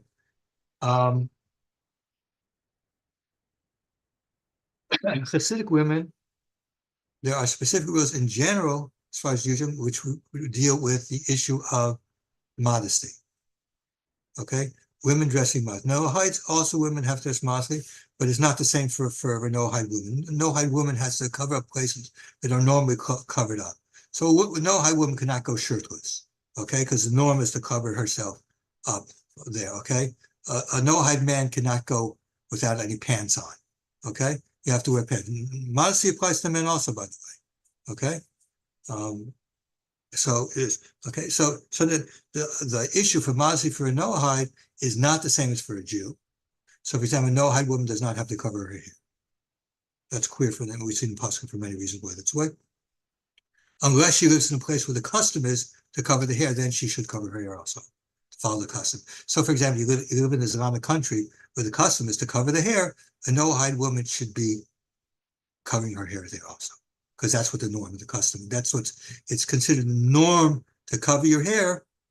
So going uncovered is immodest. So you should cover your hair because that's modesty. Modesty means you cover up those places which it's the norm to cover up. So, I assume if you lived in a place in the bush where the women went undressed, didn't wear shirts, maybe that might be allowed. I'm not going to give anybody a heter for that. Tell them that's allowed to do it. But basically, those places are usually kept covered over. There's no thing about how long a woman's skirt, a Noahide woman's skirt has to be. It should be modest, doesn't have to be below the knees, maybe above the knees. How much above the knees? As long as it doesn't expose parts that are supposed to be covered, then it's not really a problem. Wearing very short skirts would be a problem because your underwear might be showing, things like that. Have to use. It's basically common sense. If it's something that's usually covered, it should be covered. So you should cover certain things like that, especially certain things. That's it. For a Jewish woman, it's much more. Okay, there are a lot of things. If you notice, my arms are covered to here. Jewish women cover their arms the same way. Very Hasidic men like me also cover, much more than is required. Okay, dresses, women's dresses definitely have to go below the knees. The women have to wear stockings. The most Chassidim, I'm not talking about Lubavitch, where they're somewhat more modern. Although you should know, Moshe Weiner wrote a very, very excellent book for Jewish women on modesty. And although it's more lenient than what in my community we do, and a lot of Chassidim would do, it's very good. It's excellent work. Okay, but again, that's for Jewish women. Okay, so basically, it should be for Jewish women, it should be below the knee. You should wear stockings. The women wear opaque stockings so you can't see through it. Some wear black. The most really, really religious people in Israel, like one of my daughter-in-laws, comes from Tol Dazar, his parent. So she wears thick black stockings the whole year round. Okay, so nothing's exposed. Shoes should be not. They cover their hair. Now, covering the hair, there's different types of things. In the Lubavitch, for example, the women cover their hair with a wig. Okay, but among the really, really religious, the women cut their hair also. So if they cut their hair, then there's a difference. Some women who wear just a wig. Some women, like my wife, wears a wig and puts a hat on top of it. So you know that it's not a wig. You know that it's not the regular hair because by wearing a hat on top, it's that's really a wig. Even though it might look like it's real hair, it's really a wig because you're wearing a hat on top. Okay. Then there are some, like my daughter, who just wears a kerchief, a ticho, which covers everything. You don't see anything else from overhead. There's different types of things and different types. But in essence, I know I'm giving you a lot more information than it is. There's not one size fits all. Again, the Hasidic group that you come from will tell what you're doing. Some groups the women are more modest as far as things are concerned, so they'll just wear a wig. Okay?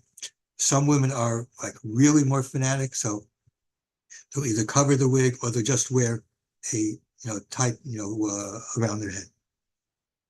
Women don't usually take pictures. You won't if you go to Orthodox Chassidic sites. We don't have pictures of women. It's not considered a modesty for to have pictures of women. It's just the way it is. And dress lengths and type. Women don't wear very bright colors that draws attention to themselves. Modesty means you don't wear things that will bring a lot of attention to yourself. Okay, you don't wear things really, really bright. Sort of dull. Colors are fine, any kind of colors. Although there are some women who wear just dark black, but that's not very common. But there are some that do it. Again, it depends on your community and it depends what it is. There's a lot of differences among Chassidim. So you can't say there is one thing, but there are some basic rules. Women cover their hair completely, whether it's a wig as in Lubavitch because they don't cut their hair, or whether a wig or a kerchief for those women who do cut their hair. Okay. And then as far as dress and covering, basic thing, it covers certainly at least the elbows and to the knee, and stockings should be worn. Thicker, depending on what you cover. That's the basics of it. Okay. Let me take a break a second here, and then we're going to talk about some more differences and basically the issue of things regarding Torah and prayer.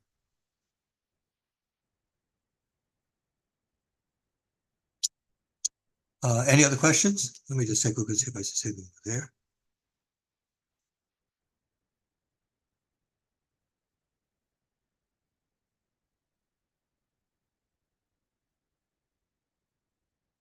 Now, let me just make one thing, because I did talk about Jewish dress, how you can tell from the way the men dress which group that they belong to.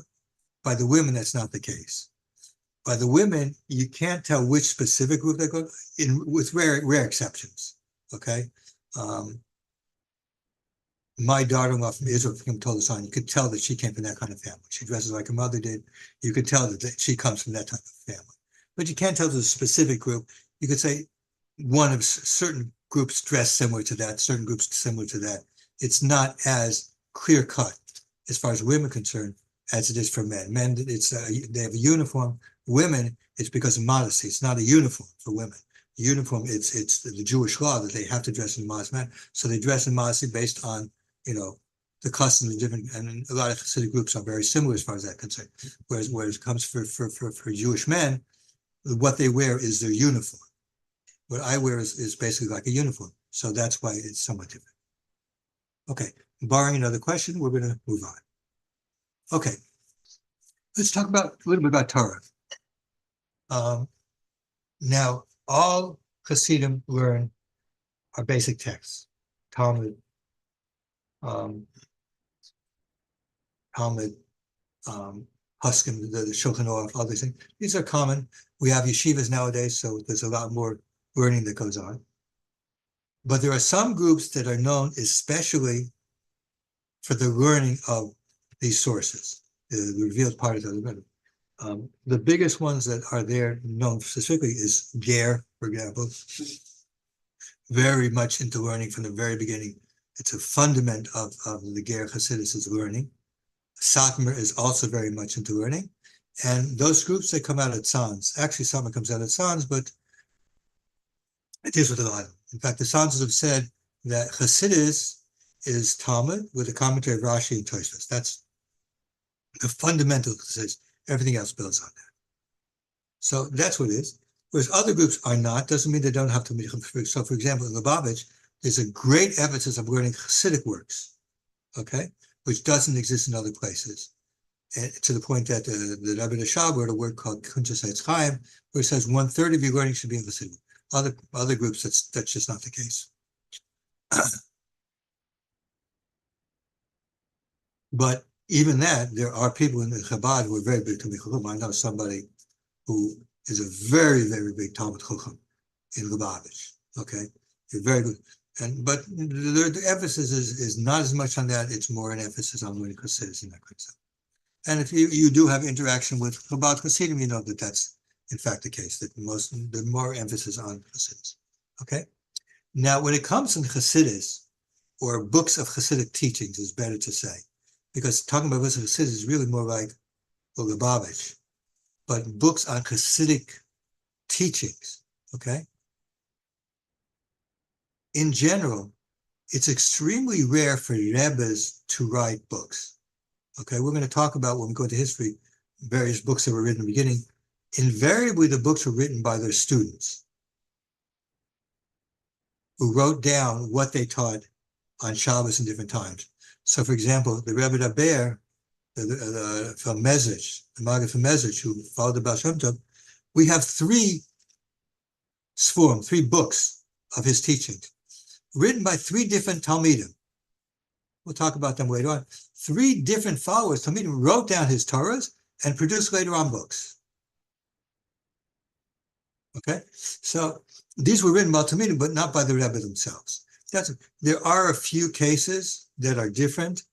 The most important one, is Tanya. Tanya was written by the Alter Rebbe himself. Okay, that was an exception and not the rule. An exception, not the rule. The Baal Shem Tov, when he taught the people who were in Musas form, works of moral and encouragement, that later became changed to books on Hasidic teaching. That's why, for example, Tanya is considered a fundamental work of Chabad Hasidus, because that's really was written by the Rebbe himself. Okay, now Chabad is essentially the only Hasidus which is. There's another Breslov is book based. We'll talk about that. But the way the Chabad is set up, its Hasidus is different from other groups. Okay, in Chabad, Hasidus is a noun. It's something you learn. In other groups, Hasidus is something you live, something you do.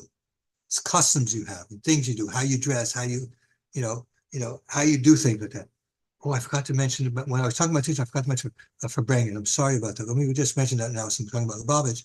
A Farbrengen is not like a Tish. A Farbrengen, the Lubavitch Rebbe did have Farbrengens, but Farbrengen is something that even Chassidim can have.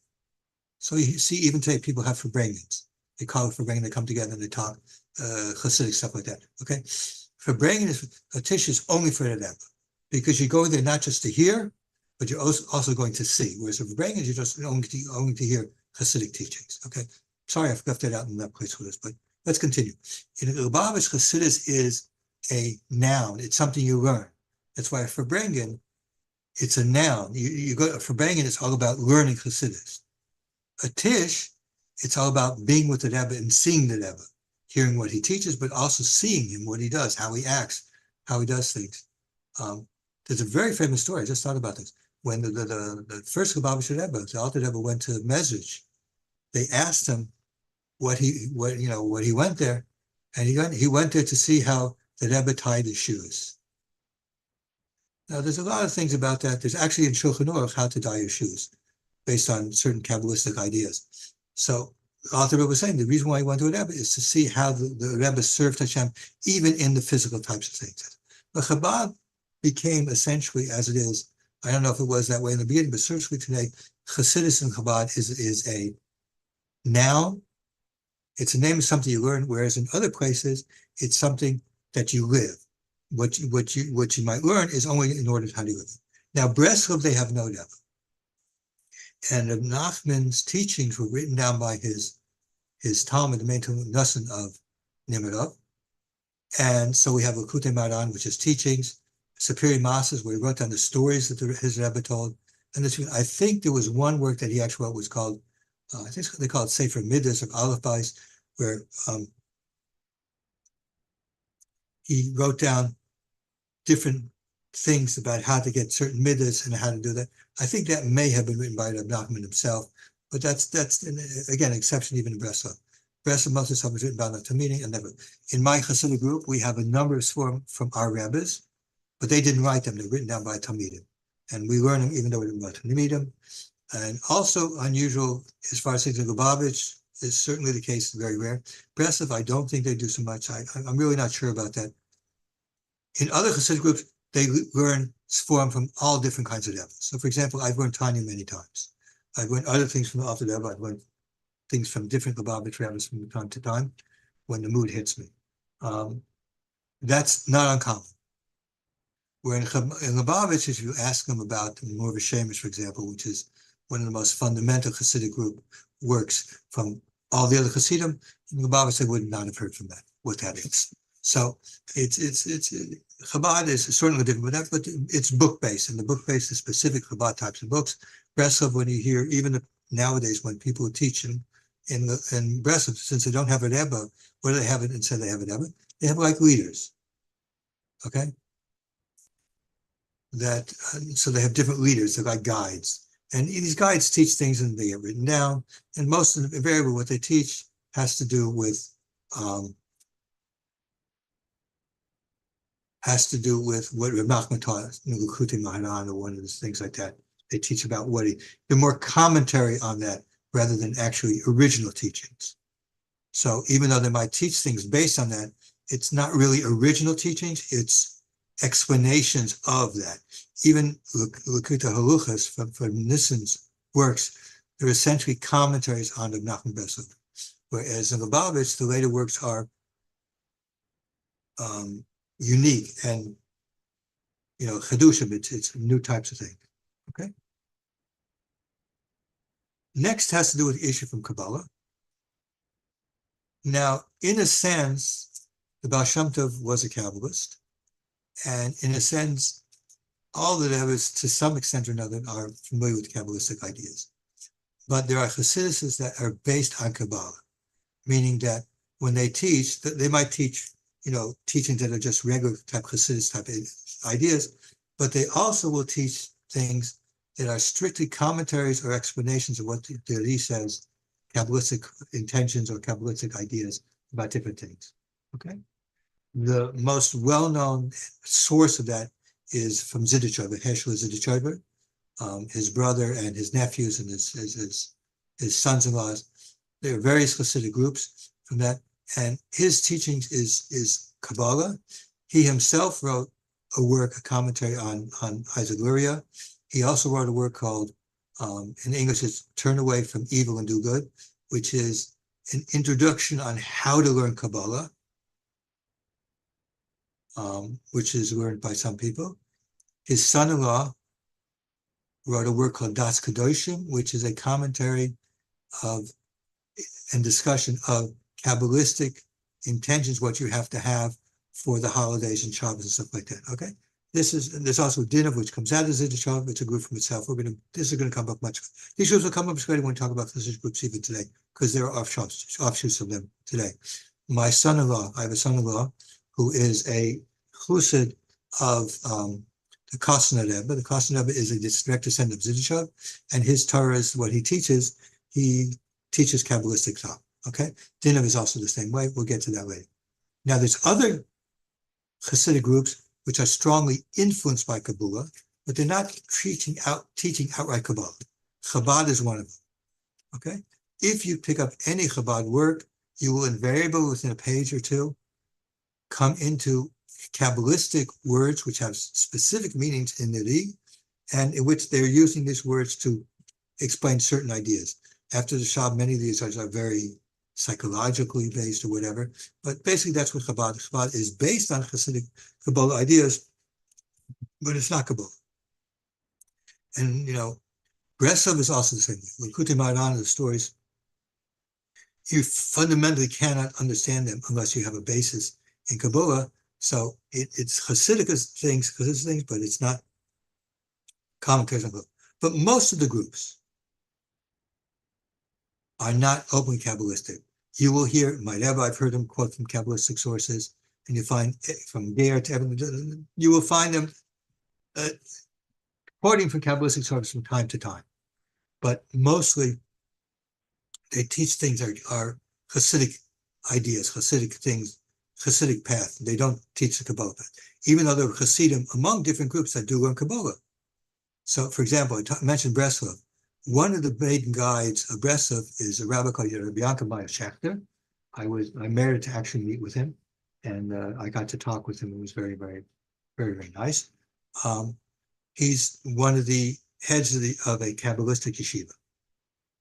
So he learns Kabbalah, but Breslov is not Kabbalah. Breslov is the teachings of Nachum Breslover, and it's based on that, but that's not what it is. Okay, the final Indian, the thing I want to talk about here is about prayer. Different groups pray differently. They have different customs in prayer. So, for example, there are some groups that pray very fast. Belz is known for praying very fast. The reason is you don't want to get extraneous thoughts in your mind. You don't concentrate. If you go faster, you're just forced to concentrate in other words. That's what it is. There's some that daven very slow.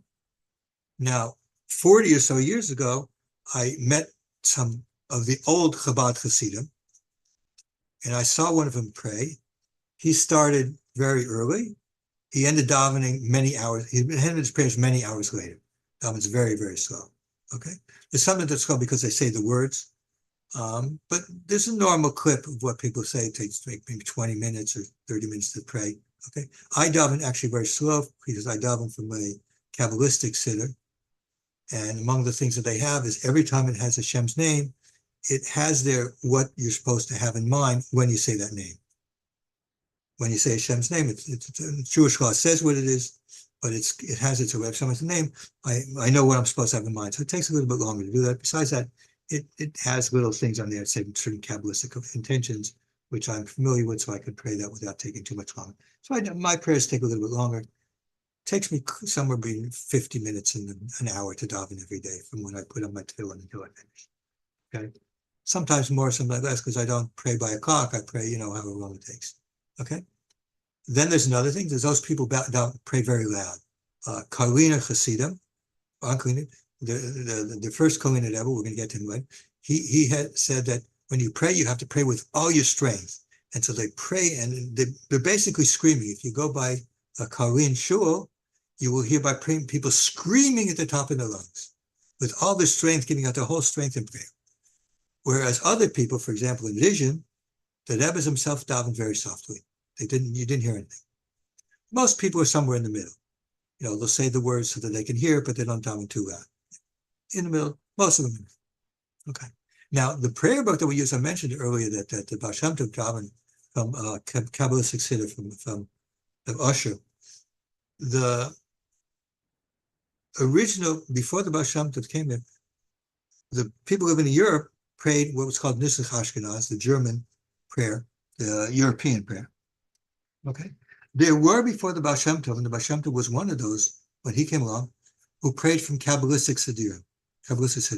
Sometime around in the 1600s or something like that, there came from influenced Kabbalah from the land of Israel, Tzfas, where the Ari was, into Europe, and they started coming out with some of these siddurim.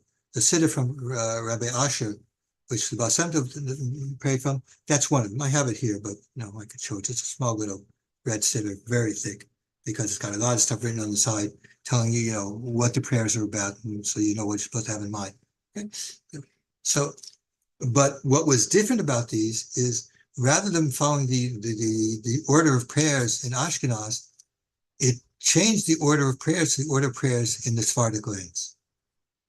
Not completely, but in many things it changed it.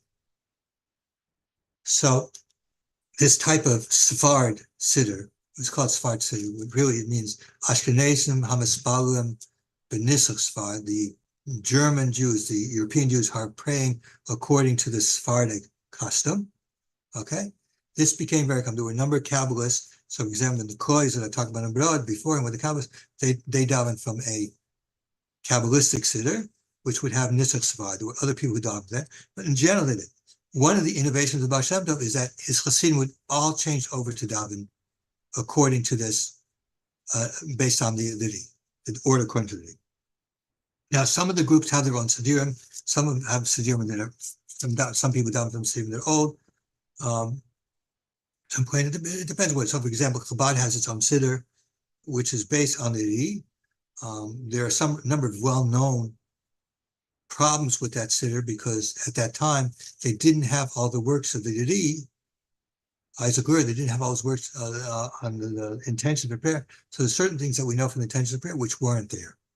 There's a lot of Chassidim customs that they have, which come from a book from Shlomo Habis, the two tablets of the law from Yeshaya Horowitz, which is based on the Yadi, based on the Ramak. The Kabbalistic things there aren't really purely from the Yadi. So they had things that Chassidim followed, which wasn't exactly. Later on, these things came there. So, like for example, in Zidichov, they got the later works, so their stuff is pure according to the Kodesh. Okay, and so people don't. It's okay. These are very important, but basically, all Chassidim have prayers that are based on the changes the Baal Shem Tov made based on what the Isaac Luria said to pray with different order of prayers.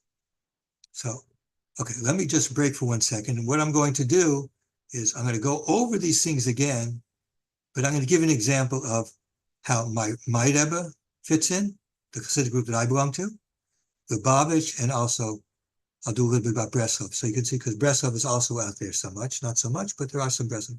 Give you an idea how they, when we talk about these differences, how each of these different groups are different, how they match up according to these categories that I just said. Okay, so if you have a question, I will take it. Let me see if there's any questions of people over.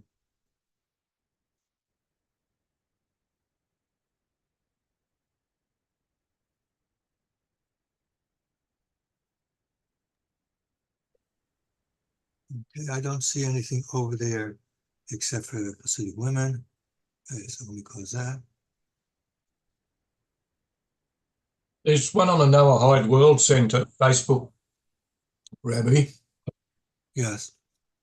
Did you see that one? Noahide World Center, I think this is a Lubavitcher, if I remember correctly. It was asking about. Oh, Okay. 1 second. Hold on a second. Okay, 1 second. Let me answer that question.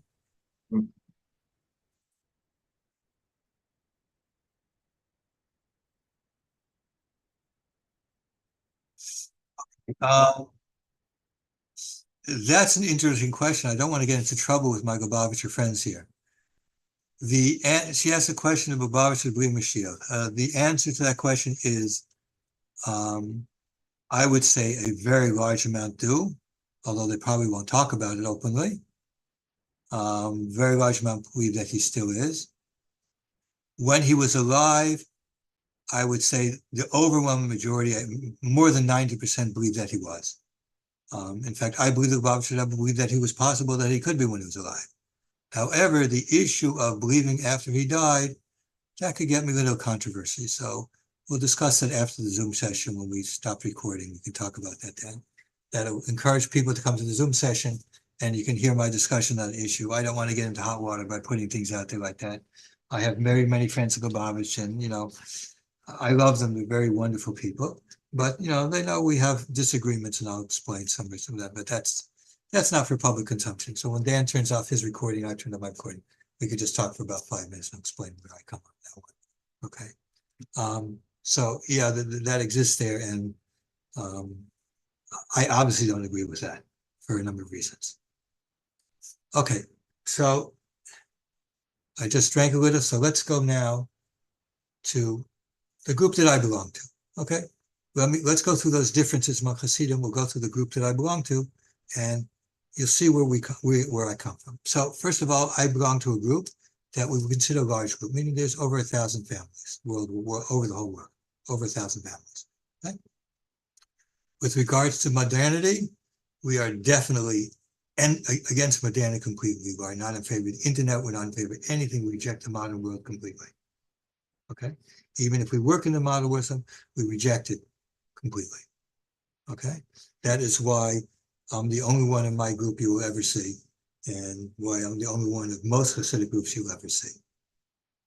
Okay, so as far as dress, I dress as was the custom of Jews who lived in Galicia and in Hungary. I showed you what my hat is. This is what I look like when I'm walking around. I'm by something that's what we look like. Okay. certainly different from the Lubavitcher friends that you might know who are out here. Okay, our relations to Rebbe, my Rebbe is like a teacher king. He's very much a teacher. He also has, for me, we have a very close relationship because we were friends beforehand. And once it became Rebbe, there came automatic. Once it became Rebbe, there became that separation where he had to be more like a king.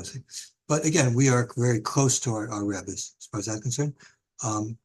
The custom again in Glitz, as I mentioned before, he does lead the prayers. Friday after the afternoon prayer, he will lead sometimes. Sometimes his brother-in-law leads it.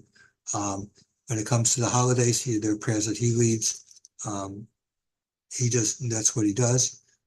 We do Maimudas. We give him Kvitlach. He has a Tish, but he doesn't have. He has a place where he prays towards the front, on the right side of the ark. But that's his place. He doesn't have. He's like not separate from anybody. If need be, you can walk up to him even by davening on Shabbos if something happens. Okay, so it's not like this. It's not like a real separation. As far as Torah is concerned, we come out of Tzans, so we place a very big emphasis on the revealed parts of the Torah, Talmud, codes, stuff like that. Very deeply, people who learn that. Our Rebbes did not write works on their own, but we do have teachings that were written down by other people that we have. Now, my present Rebbe, they have no real books of his, but they do give out, somebody writes down what he taught on Shabbos and they give it out every once in a while. They print it, but there's no real book. Now, I happen to have books because I took them and scanned them into my computer, made a PDF file. Then I went to my local place and I had it spiral bound. So I have, teaching my Rebbes, the whole thing. That's myself, but there's no real book out there. Okay, they don't make books when Rebbe's alive. After they pass, and so his father-in-law, we have something. His grandfather, we have. There's actually a few of those things out on his. Okay, with regards to Kabbalah, we are like most. That's not openly Kabbalistic, but we have it there. As far as prayer concerned, we're in the middle. I actually pray much slower than most people do. The Rebbes usually pray a little bit slower than people, but basically we're in the medium. Same thing about volume of prayer. It's in medium, not loud, not soft either. The type of prayer book, they've recently printed out a prayer book which has the changes it's basically about the small changes we have as far as the wording we have in the prayers. Nothing very significantly different than other books, just very small things that are there. It's not really significantly different from the Chabad one, except in certain things where, there are some differences, but not very much. I pray based on Kabbalistic prayer books. Okay. So, that's basically where I come from. Okay. So you have an idea where I come from, where the group I'm at. And in essence, I would say that if you want to say, well, what's the average? What's the norm? I would say the group that I am from is pretty much the norm. There'll be some differences here and there, but that pretty much is what it is. The addresses that we have is pretty much what other Chassidim will have. We're not extreme on anything. That's pretty much what it is. Okay, so let's take Lubavitch. Lubavitch, we would consider one of the mega Hasidic groups. They probably have 10,000 or more families around the world, especially called the Shulman that they have all over the world. So, every Chabad house has at least 1, 2, or 3 families that are actually Chabad Chassidim. So given the number of that, it's probably 10,000 would be pretty fair to say that they've got that amount. Okay. As far as modernity, Lubavitch is unique in that they are very tech savvy and they're very much into using technology and the modern things of the modern world. They are not as rejecting of the modern world and things of the modern world as other groups are. Their dress is basically, they kept what it was in Europe. They didn't improve it back to what it had been before the decrees in Russia. So they wear short garments, they wear a bent-down hat. They didn't go back to what, for example, the Tzemach Tzedek used to wear, shtamel and long pants. They kept with what that was. So their dress is considered, in the Hasidic world, more on the modern side. Okay? The Rebbes, right now they don't have it. So you can't say that the Rebbe relates to the Chassidim, much like in Breslov, which we'll talk about shortly. And they don't have, like in Breslov, they don't have guides, specific guides. I mean, they do have some mishpiyim, but they don't really have anything that's more of official like that. So nowadays they don't have that. However, when the Lubavitcher Rebbe was alive, he was clearly in what we'd call the exalted class. He was fundamentally different from Chassidim. Okay, it's not because like there's a continuum up to him.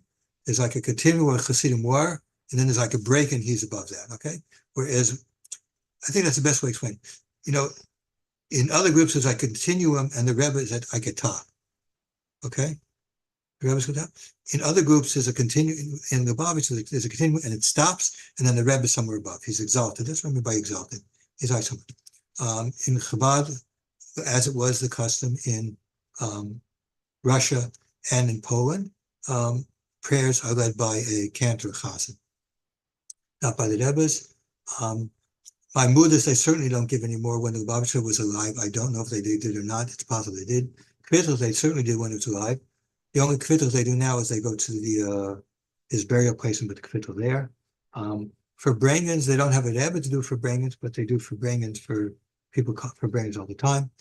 The Lubavitcher Rebbe did have a separate area for himself on the stage to the side, so he was from those Rebbes, but the Rebbes were separated from the people in the time of prayer, rather than being amongst them and just having a separate place for prayer. Okay, in Chabad, the emphasis of learning is more on Chassidus than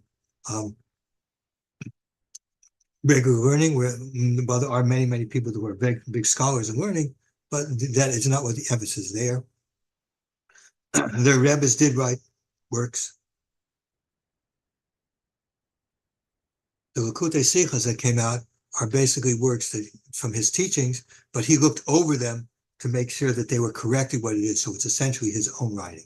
Okay, Lubavitch is a book-based Chassidus, totally, and in fact, Chassidus is something like as a noun. It's something that you learn now. So it's not you have a book that's based on, and it just teaches you, way of life, a Chassidic way of life, but it's actually a subject matter of itself. It's a noun. It's not a verb. So that's there. As far as Kabbalah is concerned, Chabad Chassidus is very influenced by Kabbalistic ideas, but it's not straight commentary on Kabbalah. It's strongly influenced by Kabbalistic ideas. Okay? As far as prayer, you can't find anymore, as far as I know, people who daven, who pray, like the old Chabad Chassidim that I knew 40 plus years ago. Okay, they are no longer here. They were from before the war. And after the war, basically there was no emphasis on that anymore in Chabad.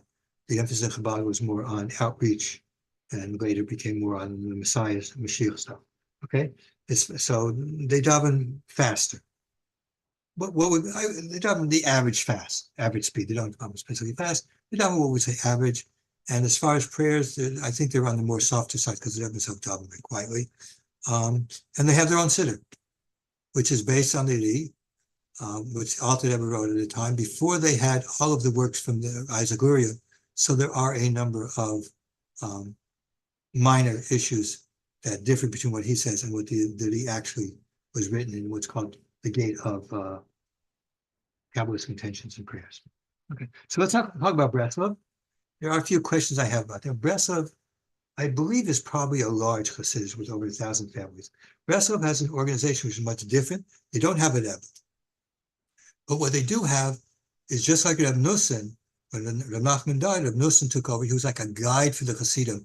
And everything he wrote was a commentary on Reb Nachman.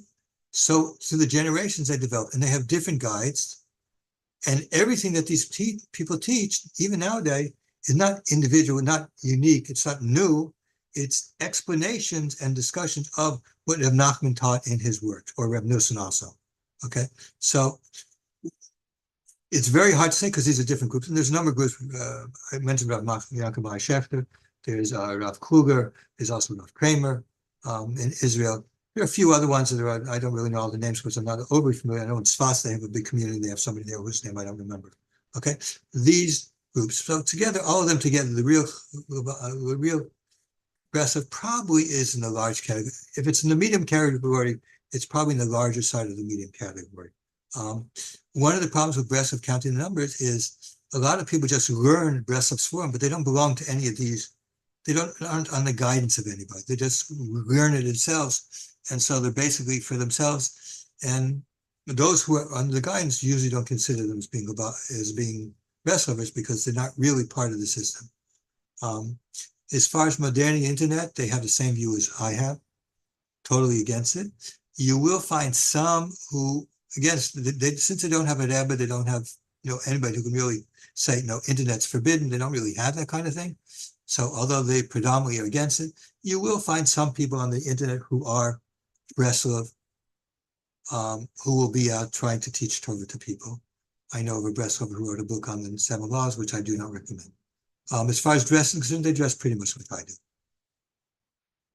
Minor differences, but pretty much like I do. As far as relations to the Rebbe, remember, they don't have a Rebbe. So they have guides who basically teach, and the teachings that they give them are basically what Reb Nachman taught. There's no newer stuff. I don't think they teach anything outside of Breslov. I haven't seen anything in any of the works which quotes on somebody outside. That leads me to believe that when it comes to Chassidus and what they consider Chassidus, what the way of living, the path of Chassidus that they have, it's exclusively from Reb Nachman Breslov. As far as leading prayers, again, they don't have a Rebbe for that, and each group is the same. They don't have Maimudas, they don't have the Kvila. Well, they go to the prayer place of the Reb Nachman Uman, so they probably Kvila there. They don't have a Tish, although sometimes they come together with their leaders. And so all these things are just don't relate because they just have a physical Rebbe. Okay? As far as learning concerned, Breslov you have to consider among those who are very big learning. I think from Nusim, it could be from Nachman, he instituted a way of learning, which you'd finish the Talmud once a year, finish the whole Shulchan Aruch once a year. So very much into learning thing in a certain type of level. So learning is definitely something that is very important there. They do not have the emphasis of Chassidus, although they do learn Chassidus, it's very important. I think they try and finish Likutei Moharan every year also. Okay? They do not write books. Okay? The Machman didn't even write his own book, it was written by Reb Nosson, except for that one book that I think Reb Nachman wrote, which is quoted sometimes, but not very often. I haven't seen it very often quoted. So they didn't write books. They were written by Reb Nosson. And now all the guides that are around, sometimes you have things with their teachings that are written down, and basically they're only commentaries on what Reb Nachman taught or Reb Nosson taught. The Chassidus, as I mentioned, it is essentially book-based, but it's not book-based in the sense that that it's like a thing. It's like book-based because it's teaching how to live your life. Doing that. As far as Kabbalah is concerned, it's very strongly influenced by Kabbalah. In fact, it's very difficult to understand it if you're not familiar with the Kabbalah concepts. As far as their prayers, I don't think they daven loud or very fast, but I'm not familiar because I have not prayed in Breslov Shul before. And the Siddur, I assume they daven in the regular kind of Siddur, and I am not familiar if they have a regular Breslov Siddur. So, okay, so that's basically it. We've come to the end. The next one, of course, will be we're going to deal with the first 3 to 4 generations of the Baal Shem Tov's followers, which will introduce different groups that are going to come out of it, that come until today. You'll see you will find out where Lubavitch comes in. Those of you who know Lubavitch on here, you can find out where they come from. And in the tree of the expanding of Chassidic movement. I don't think I'll be able to have time to go into each and every group, so we might have to have a third session just for the groups for that, but we'll see what happens. Okay, I will open it up for questions.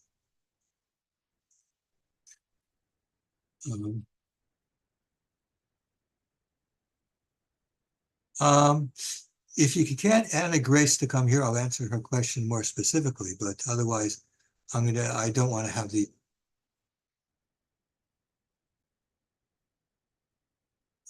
if she's there, see if she's there. If she is, she can come over here and we're going to answer it now. And if not, not. Okay, I will just do a quick break-in. Okay, let's just. Hello out there. Wow, all I can say is wow. Lots of information from Rabbi Shulman. Excellent material. On Facebook, Anna Grace asked a question that Rabbi wanted to discuss. And if Anna Grace, if you're there, I want to invite you to the Zoom room so Rabbi can talk on your question. He just doesn't want to publicize it. It's not a matter that really needs to be publicized. He's got a lot of Lubavitcher friends that he doesn't want to say anything publicly that would offend, but he does want to answer your question. It was a great question, and so if you can see on the Noahide World Center page down the post, if you scroll down, Anna Grace, you'll see there is a main post. If you click on that post where it says read more, you'll see the third Zoom session is tonight's session. And if you want to enter the room, I'll keep the room open for a little while longer so Rabbi can answer your question. But we've had a pretty good turnout tonight, Rabbi. Looks like about 120 on Facebook and almost 130 on YouTube. Which is decent, so I can't complain. 250 or so. Nice, excellent material. So on that note, Rabbi, I turn it back to you. Okay. Why don't you shut off the streaming?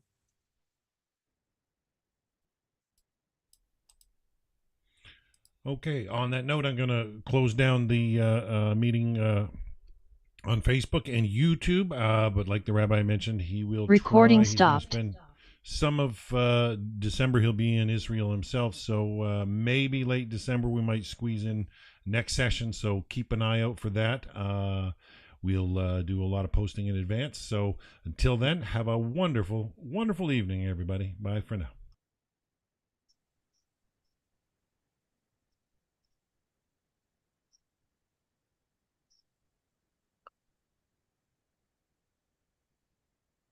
Rabbi, is Shalom Arush Breslev? What? Shalom Arush. Is he a Breslev rabbi? Yes. Arush, yeah, yes. I don't know who he belongs to. I don't know which group he adheres to as part of that. I don't know if he belongs to any group. I really don't know. Again, I don't like to talk about